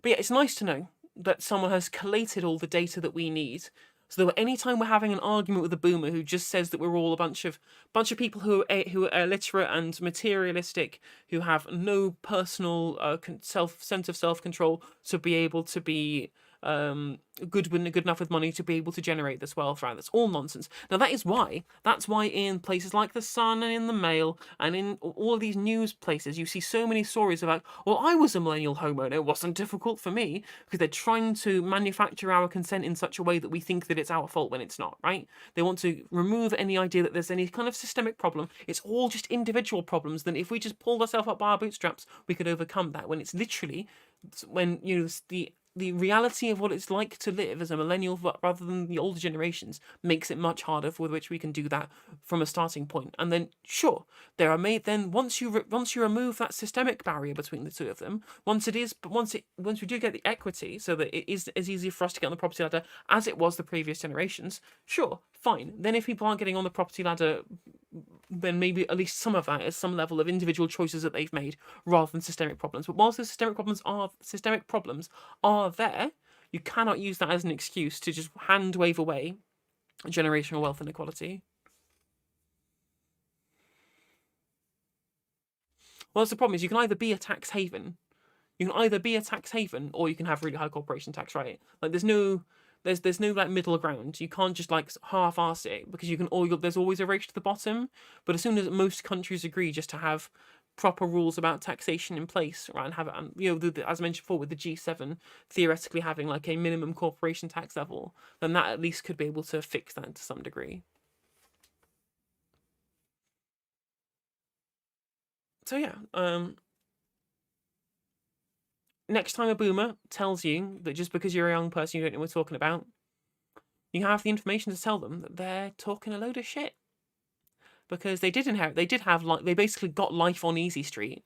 They had every single possible policy that could have benefited them in the world that they could have possibly had, and then they've just voted to strip it all away to keep money in their own pockets. We could invade a bunch of countries that are tax havens, right? Well, the crazy thing, a bunch of countries that are tax havens are sovereign British territories. Places like Turks and Caicos, the Cayman Islands, right? British Virgin Islands. These are all places that are sovereign British territory, and they are tax havens. Like, we could literally use our power to go say, no, not allowed to be tax. Yeah, there you go. You're going to pay taxes to the British Crown now. Okay, tough shit. Right? If you want independence, then sure, you can go ahead with it. But whilst you're still under our jurisdiction, you're going to have to pay. We're going to have to pay, an amount of tax equal to ours. You can't become a tax haven, right?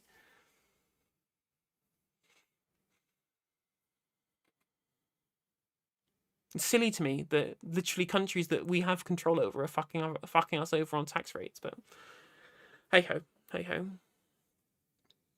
And it is interesting that we still had people like Angela Rayner and Kev Laidbeater talking about how talking about government debt is this big issue, and it's like, well, no, we can just issue gilts forever. We have like a super strong economy. We're not going to default on these payments. We can issue gilts to be able to fund social programs that we would need to do so.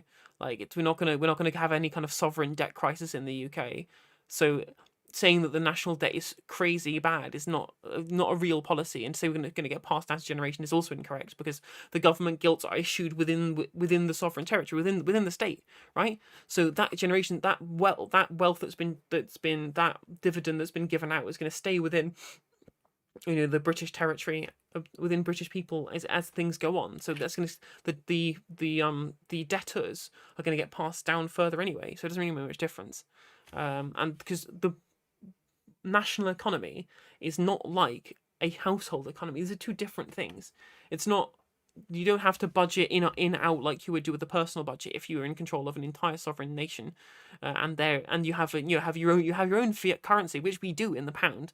Like we could theoretically inflate it if we wanted to and print loads of money, but that's not really a good solution. But issuing gilts is it's not really bad. It's what's funded us through the pandemic, right? So it's very frustrating to see Labour use conservative talking points about a country's budget being like a household budget when it really isn't. It's really not. Anything else I was going to cover today? Let's have a look.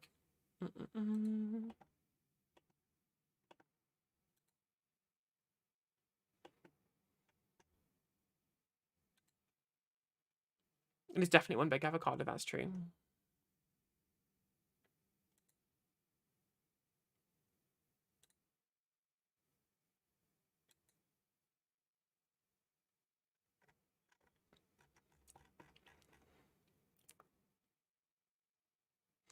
there was people checking. I forget who it was who was on.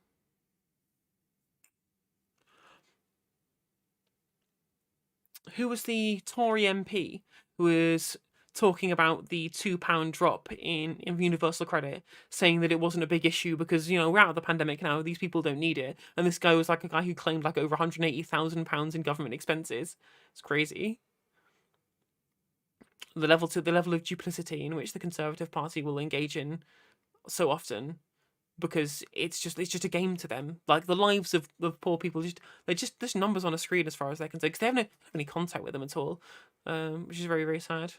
But we shouldn't be dropping universal credit. In fact, we should get rid of universal credit and having universal basic income instead, because it's a better plan. It makes so much more sense and doesn't lead to a lot of mental health issues that through application, which is pretty prevalent amongst the non-working poor, unfortunately. So that would be something, but it's just entirely preposterous that he can say such a thing when he's claimed so much public money of his own. Or like 20 quid a week for poor people. It's all like, it's nothing to him. He doesn't even care.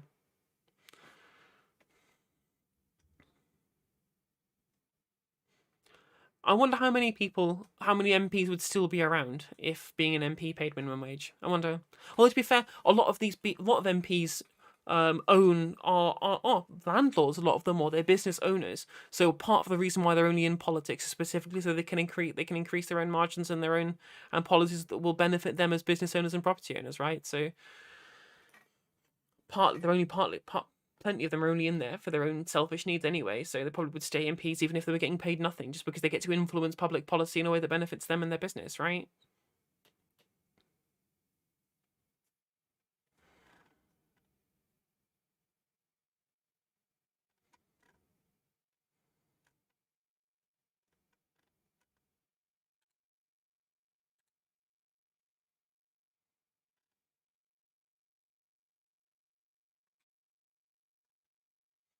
Going into come until you retire and then have beans on toast.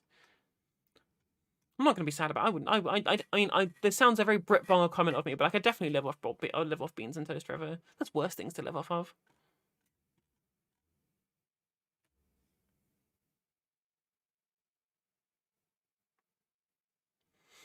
Oh god, there's so much going on at the moment as well. There was the policing bill that just passed. Obviously, people have talked to death about that, which is going to be a whole thing.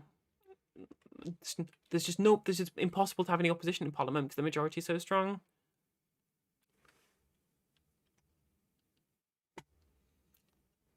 They've done enough React. I think the problem is they've done enough React Andy content, and I don't really want to do any more. Well, it is late. Blimey, it's only 10 o'clock. I've only been streaming for 3 hours now. It's not too bad.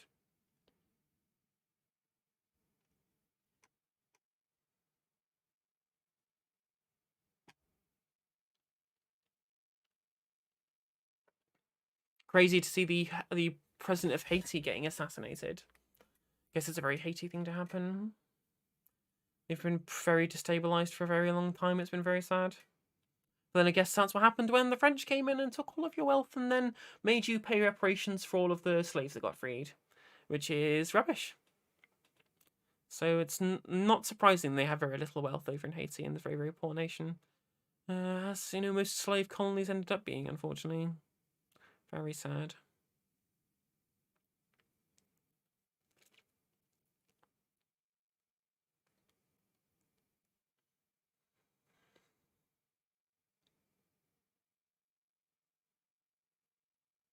Pics of the border. Do you want to link them in chat, please, Josh?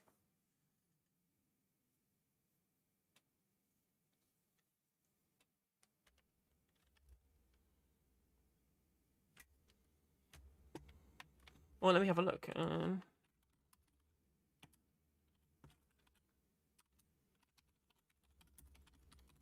me find out.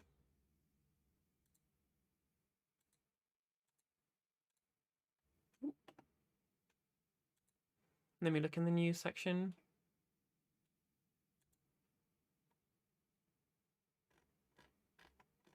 Do you have a picture you can link in chat, Josh, so I can have a look at it?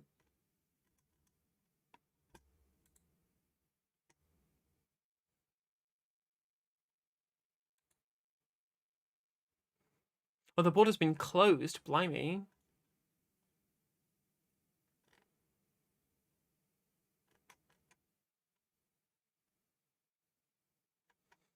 May plunge the country into chaos. Well, more chaos than was already in, Jesus.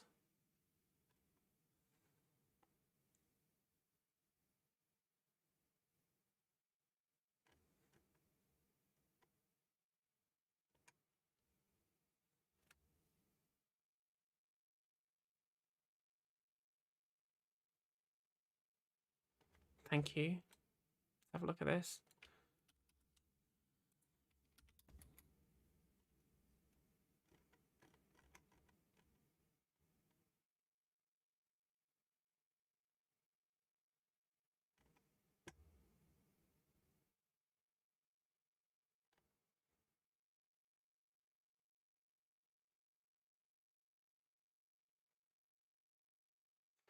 Blimey, that's crazy. Look at the lush greenery on this side. Guess which country can its eco-criminals that can afford to use fossil fuels, and which country can nature lovers who are dependent on natural, renewable organic biomass for energy? Haiti is almost 99% deforested.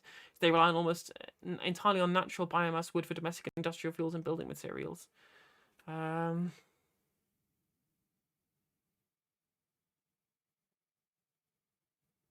Jesus, that's crazy.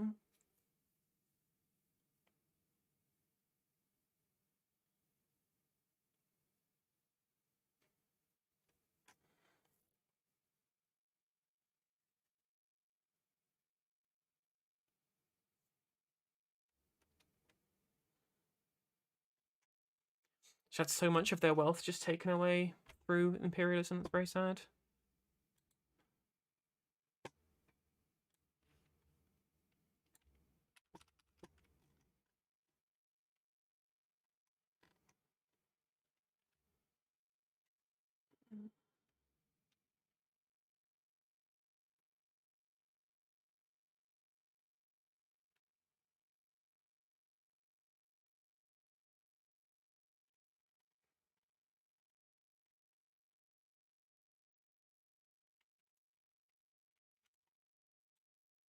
Have a look at this Google Earth link.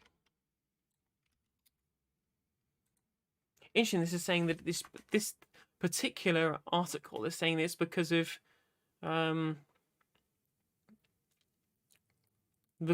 reliable industry, the price of renewable energy has forced people to pursue deforestation, which is pretty wild.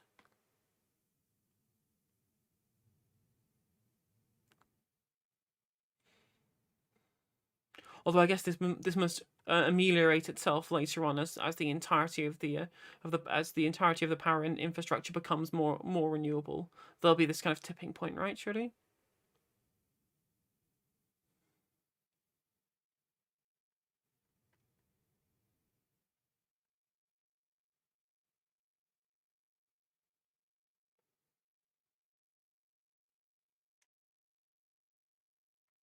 Although again, at the end of the day, we should just be embracing nuclear power at this point. I'm not. It's the most efficient wattage per per dollar spent, right? We should just be looking into nuclear all the time. Makes it easier. Interesting. Yeah, you can see it on Google Maps, can't you?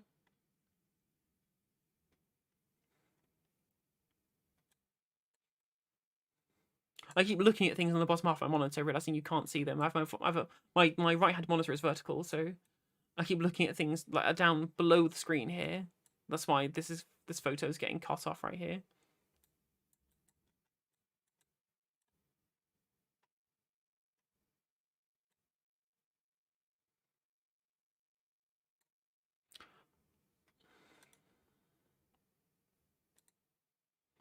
Wild.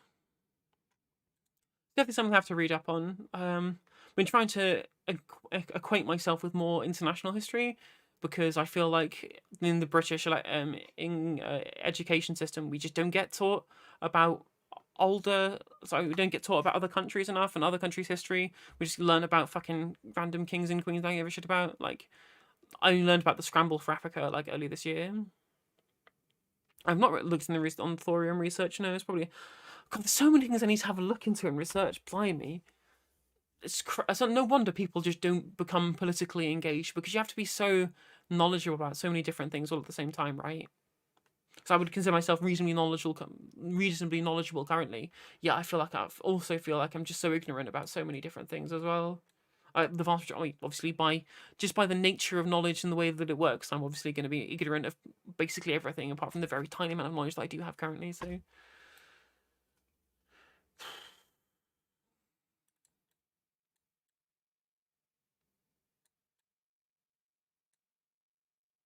Liquid salt reactors. I'll definitely have to check it out.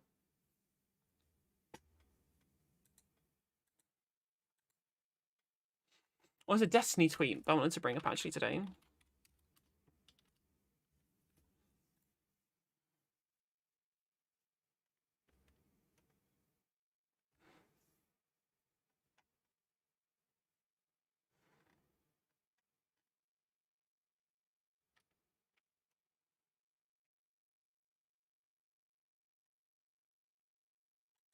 Oh, it was this tweet I wanted to bring up, because it led to a lot of discussion elsewhere, right? So I'm going to have a look into this one, okay?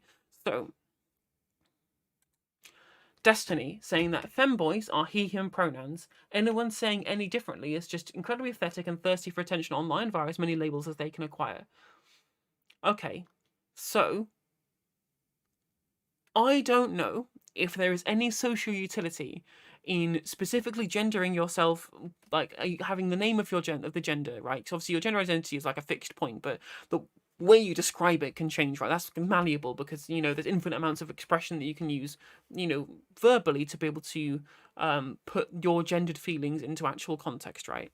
But I don't see if there's any real utility if you're going to call yourself a boy and then not using he, him, or at least they, them pronouns. But as this thread says, there are plenty of femboys who go by she, her pronouns. I'm like, okay, not knocking that. You do what you want. That's absolutely fine. I will absolutely call you the pronouns you want. Not an issue. I just don't see what the utility is. And surely it's making life harder for yourself. And you're like, okay, so you're a girl then. Well, no, I'm a femboy. But then why using she, her? It is incongruent, right? Anyone else got any kind of input on this? Because it's like, obviously gender is complicated and it kind of frazzles my brain at this point, but it doesn't really make much sense, as far as I'm concerned, to not use he, him if you're specifically calling yourself a boy at that point. Like,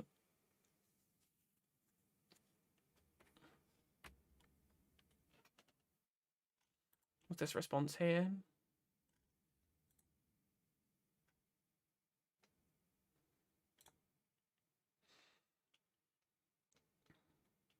Yeah, because obviously there's a huge difference between being a trans woman and a femboy, right?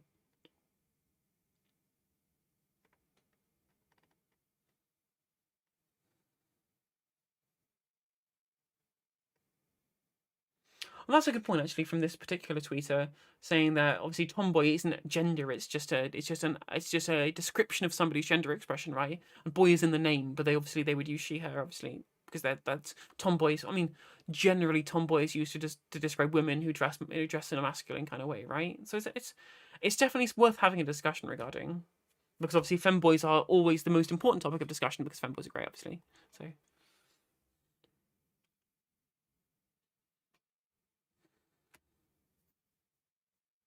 Well, that's true. That's true. Like, as long as people are comfortable, that's all that we really care about. And as I said, I'm not fussed either way. But I do think that when we're talking about gender, either we should be making a decision whether we think that gender is pointless and we should just get rid of it and just use they, them for everybody, right? And be gender abolitionist, or we recognise that there is some social utility to gender and have some kind of structured way of looking at it, rather than having just this random free for all, because it doesn't, like, for example, like.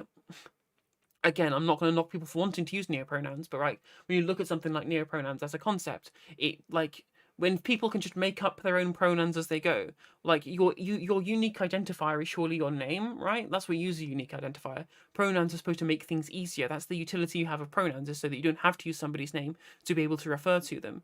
So by having specified pronouns for everybody, you don't have to remember, that defeats that utility. That utility, right? Again, I'm not gonna not use it if people want me to. I'm not gonna. I want to understand the reason why we would do that, right? If that makes sense. For sure, because I feel like if we can't explain why to people when we ask them, then we're just going to set ourselves up for failure, right? We don't want mute acceptance. We want converts. I want to be converted, right?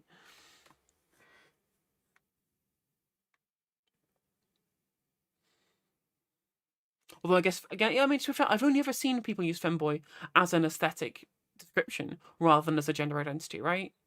So even then, I mean, maybe the pronouns doesn't make any sense, right? But if it's going to lead to a level of incongruence that makes your life stressful, then it doesn't seem like there's any point to it. If it was me in that position, right? But again, each to their own.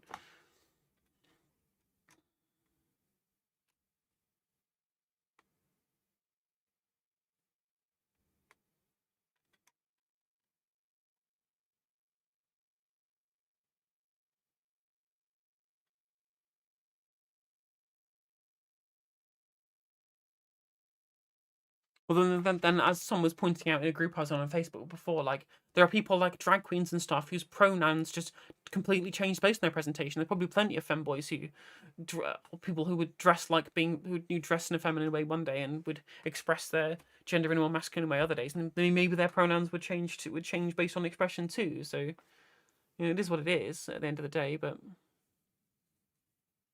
people in general aren't that proficient in language, or if it's more of a point of identity rather than anything else, not that it's invalid and very important to people psychologically. That's true. But then all languages is social utility, right? That's why people who say that pronouns are biologically rooted are fucking stupid. Like people like Ben Shapiro and Blair White. The idea of there being a biological pronoun is such nonsense because it just doesn't make sense with any of the social utility that we ascribe to those words. Like, for example, there's actually it's not Blair White, it's just Ben Shapiro because Blair White made the point against him rather, sorry, I'm misremembering, where they were having this conversation where Blair White was just like, well, if you saw me in a bar and you wanted to point me out, you wouldn't say that XY chromosomed person over there. You would say her over there, right? Because clearly, as far as the utility of gender is concerned, for all intents and purposes for everybody looking at her, she's a woman. And they would only ever use she, her pronouns if they were, reflexively, right? So the idea that there's some kind of biological pronoun makes no sense linguistically at all in any sense of the word.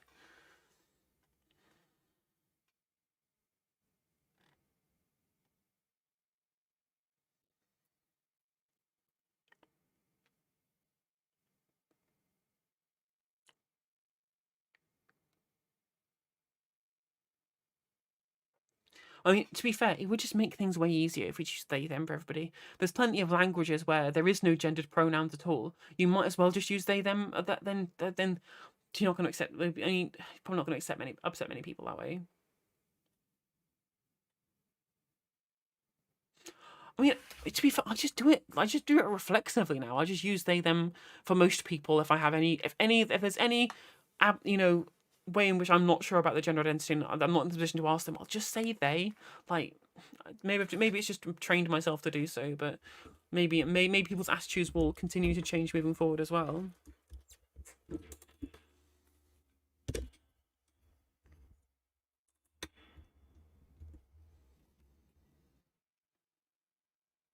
Actually, me, our pronouns. True. Based and true pilled.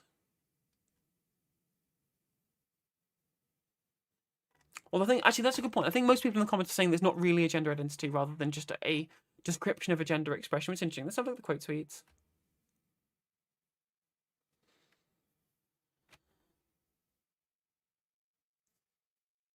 Yeah, exactly. Again, as I said before, just before, all languages is just a tool that we use for some kind of social purpose, and so we'll keep iterating this as we go along. And it's like when people just say like, "Oh, people was inventing these new words," I'm like, I hate to break it to you about literally all the other words, friend.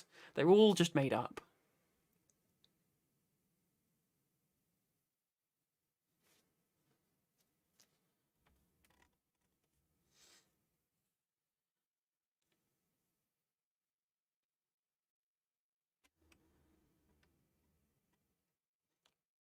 Yeah, because we can yeet them, and it doesn't, and that we don't, and they don't know what the word yeet means because they haven't gone through that social indoctrination into it, right? Like indoctrination in the general sense rather than like any kind of malicious sense, obviously.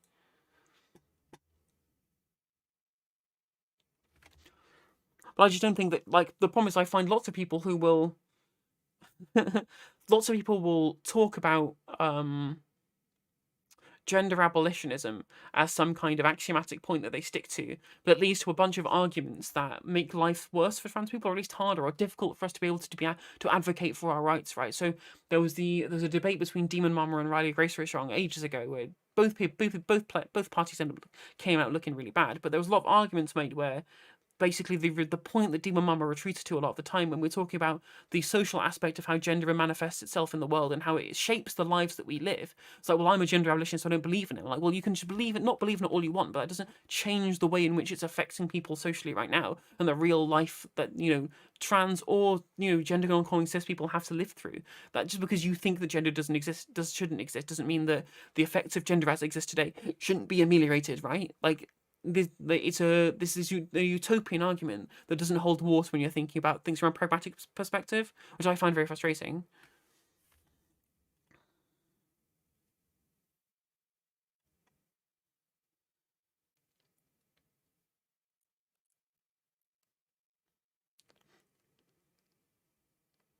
So yeah, like, gender is weird, gender is wild, it's interesting. It's interesting to talk about and think about.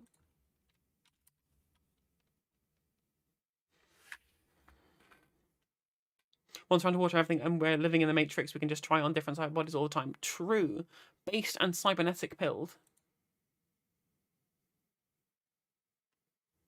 Let me have a look at the thread that I was looking at before.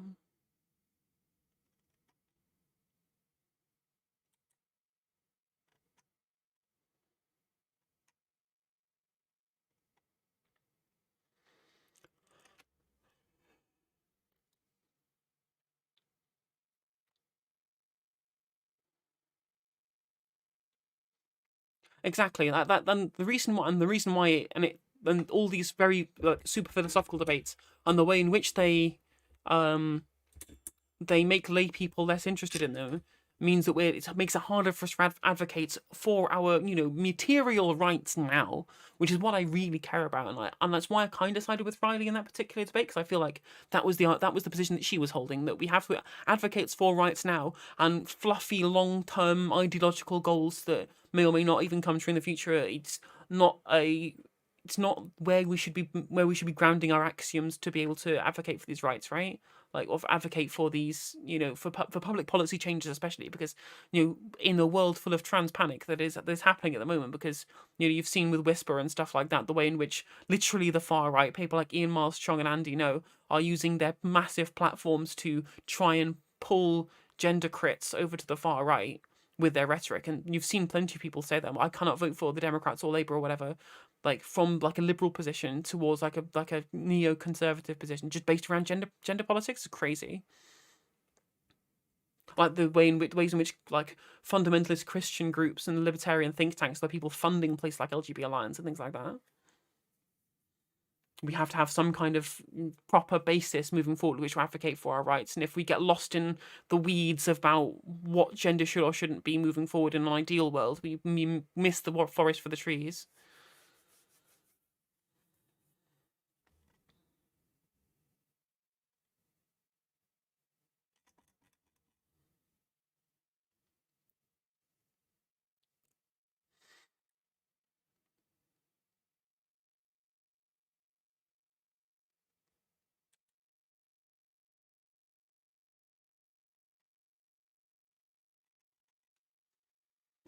So it's tough. It's tough to think about those kind of things. But again, as I said, like, as long as we can find a proper basis with which we can advocate for our rights moving forward, that's what I care about. That's what I care about, and the way in which we can use that optically to get people on side as well. Right. Let me have a look at this other piece of things I wanted to look at as well here, which was a startling piece of McCarthyism, which isn't really to be surprised about nowadays, really, is it? About somebody called Susan Michi was on Good Morning Britain talking about the fact that she was employed by the government for some level to which we have coronavirus restrictions and things like that, and how the way we implement them. And something very strange happened. So let's have a listen in. So there's a point I really have to put to you, and you'll be aware of this because there's been a lot of commentary about this in the British media about you. And it's to do with your politics. And you know I'm going to ask you. You've been a member of the Communist Party for about 40 years now. You're still a member. And we know that communism is basically statist. We look at communist countries around the world and we see that they are tremendously top-down dominant and control societies that they rule over. And I just wonder, and I'm putting this question on behalf of those who wonder about your politics, if your politics actually informs your sense of control. It's not just the medical argument, but you have a kind of a political bent to want the state to tell people what to do. I've come on your programme as a scientist, as do all people who come onto your programme as scientists. They come on to talk about the evidence, relevant theories, how we approach our scientific disciplines. And you don't ask other scientists about politics. So I'm very happy to speak about science, which is what my job is, and to limit it to that. So you're saying that your politics doesn't inform your opinion on this subject? I'm saying that I agreed to come on this programme as a scientist, and I'm very happy to talk to you about the issues that you're raising as a scientist, which is the same for other scientists that you invite onto the programme. That's a perfectly fair answer. Thank you for that. Which is wild, considering that the other person in that particular meeting there is a YouTuber. When you do the little things right. Shut up. For Turning Point UK, the far-right organisation. So why he decided to ask whether somebody's politics was influencing what they were going to say, but not the other, that kind of smacks of McCarthyism to me. If you read the article, has been branded misogynistic. Well, it's not misogynistic, really. It's because they were both women there. Like, one of them, if it was misogynistic, it'd be targeting both of them, specifically because of their being a woman, right? What it was McCarthyism. It's just like, well, you were a communist and communists are bad, so surely that means you're going to have a bad opinion about the science, rather than, talking about her actual job role, which is nonsense. Also, I mean, I guess, although to be fair to him, when he was saying that, obviously historically, communist countries have always been about having a powerful state. So do you think that gives you, makes you think about, you would look about policy in terms of control and things like that? And I would say, well, that's not what communism is. Communism is just a moneyless, classless, stateless society. And then you realise that the Communist Party that she's a part of is explicitly Marxist-Leninist. I was like, oh, well, maybe, if she's a vanguardist, then obviously that's going to inform the way she feels about state power, right? So I'm not going to... So, probably not an unreasonable assumption of her, but considering that she's just been brought on to talk about actual science, to, try and undermine her scientific opinion based upon the fact of her political party affiliation is ridiculous. Because she didn't do it, they never do anybody else. It's just her. It's just her that's happened before, right? Ridiculous. Yeah, very disappointing to see Richard Madeley essentially quote a hit piece on Susan Michie today on GMB, suggesting her very sensible advice to scientists was in some way compromised by her political leanings. This is ridiculous. Again, not misogynist, it is McCarthyism, right? Again, which, maybe it is worth having at least a bit of a conversation. But if you're going to do that with all of your guests, and just say, well, hang on a minute, you're as a far right person. Surely, this means your opinion is something that's influenced by your far right politics, right? Like, this isn't just the only people. It's not the people who are affected. Their political leanings might affect their judgment. Isn't solely the realm of the far left, right? And it's nice to see that this person talking about the science here is also a epidemiology lecturer, which is good to see.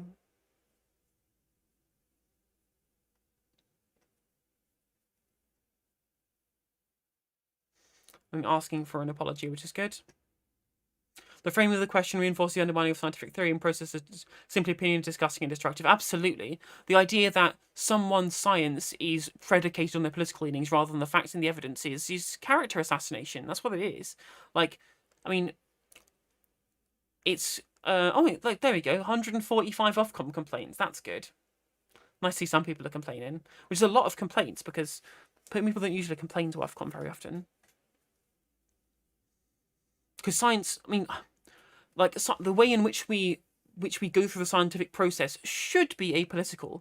The way we then take those scientific findings and put them into public policy, that is political. And to be fair, that's what she was doing. She's part of the person who drives policy, right? She was being asked for about the way in which she would look at coronavirus policy. So that may have at least some amount of impact on the way in which she would interpret the data. But she's not there on the program. She's there on the program to discuss the effects of changing the lockdown rules. Not there because she's part of Stage, yeah.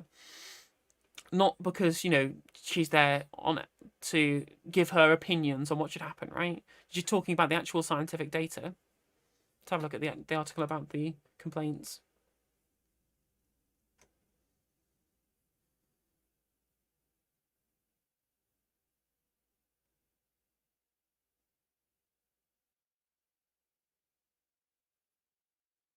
At least he said it was a perfectly fair answer. Like when I saw the article, I'd not watched it. I saw the article there. I didn't read it. I was like, okay, this is prime stream content. So it's actually not as bad as I was expecting, which is good. But it's still frustrating that the idea that only people on the left have their politics talked about when they have interviews on public TV, rather than anybody on the right. Like they never talked to Ms. Far Right on the other side that her politics would influence her opinion on this particular issue.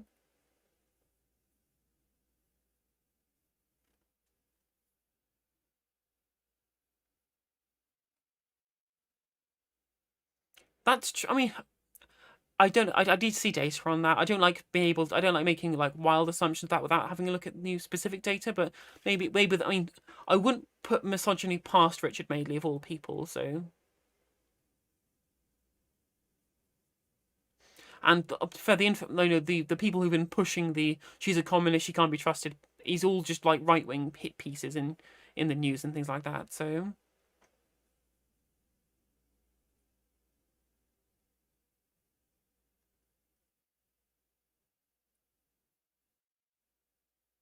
Hey ho, is what it is. Just life being a left-wing person in the UK, right? Remember the I'm literally a communist Ash Sarkar moment? That's going to be repeated forever, isn't it? It's going to be used as a way in which you're trashing her career moving forward. But then again, I don't think she really cares because it's not her key demographic audience, and she makes really good points when she's on TV as well. She had a good outing on Politics Live yesterday regarding the migrant crisis and refugee crisis, which was good. So.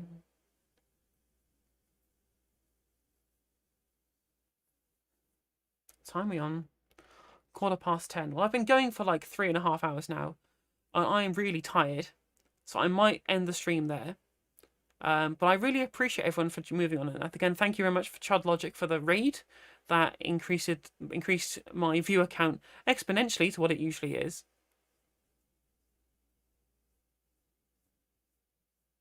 So I appreciate everyone for dropping down. Please drop me a follow. I'll drop my socials into here so that you can follow me if you would like to do so. And I stream very irregularly at the moment because I'm in the middle of buying a house. Once I'm in my new house, I will be able to stream as much as I want, and I'll have a lot better environment for being able to do so. So yeah, I'm gonna click off now. I'll catch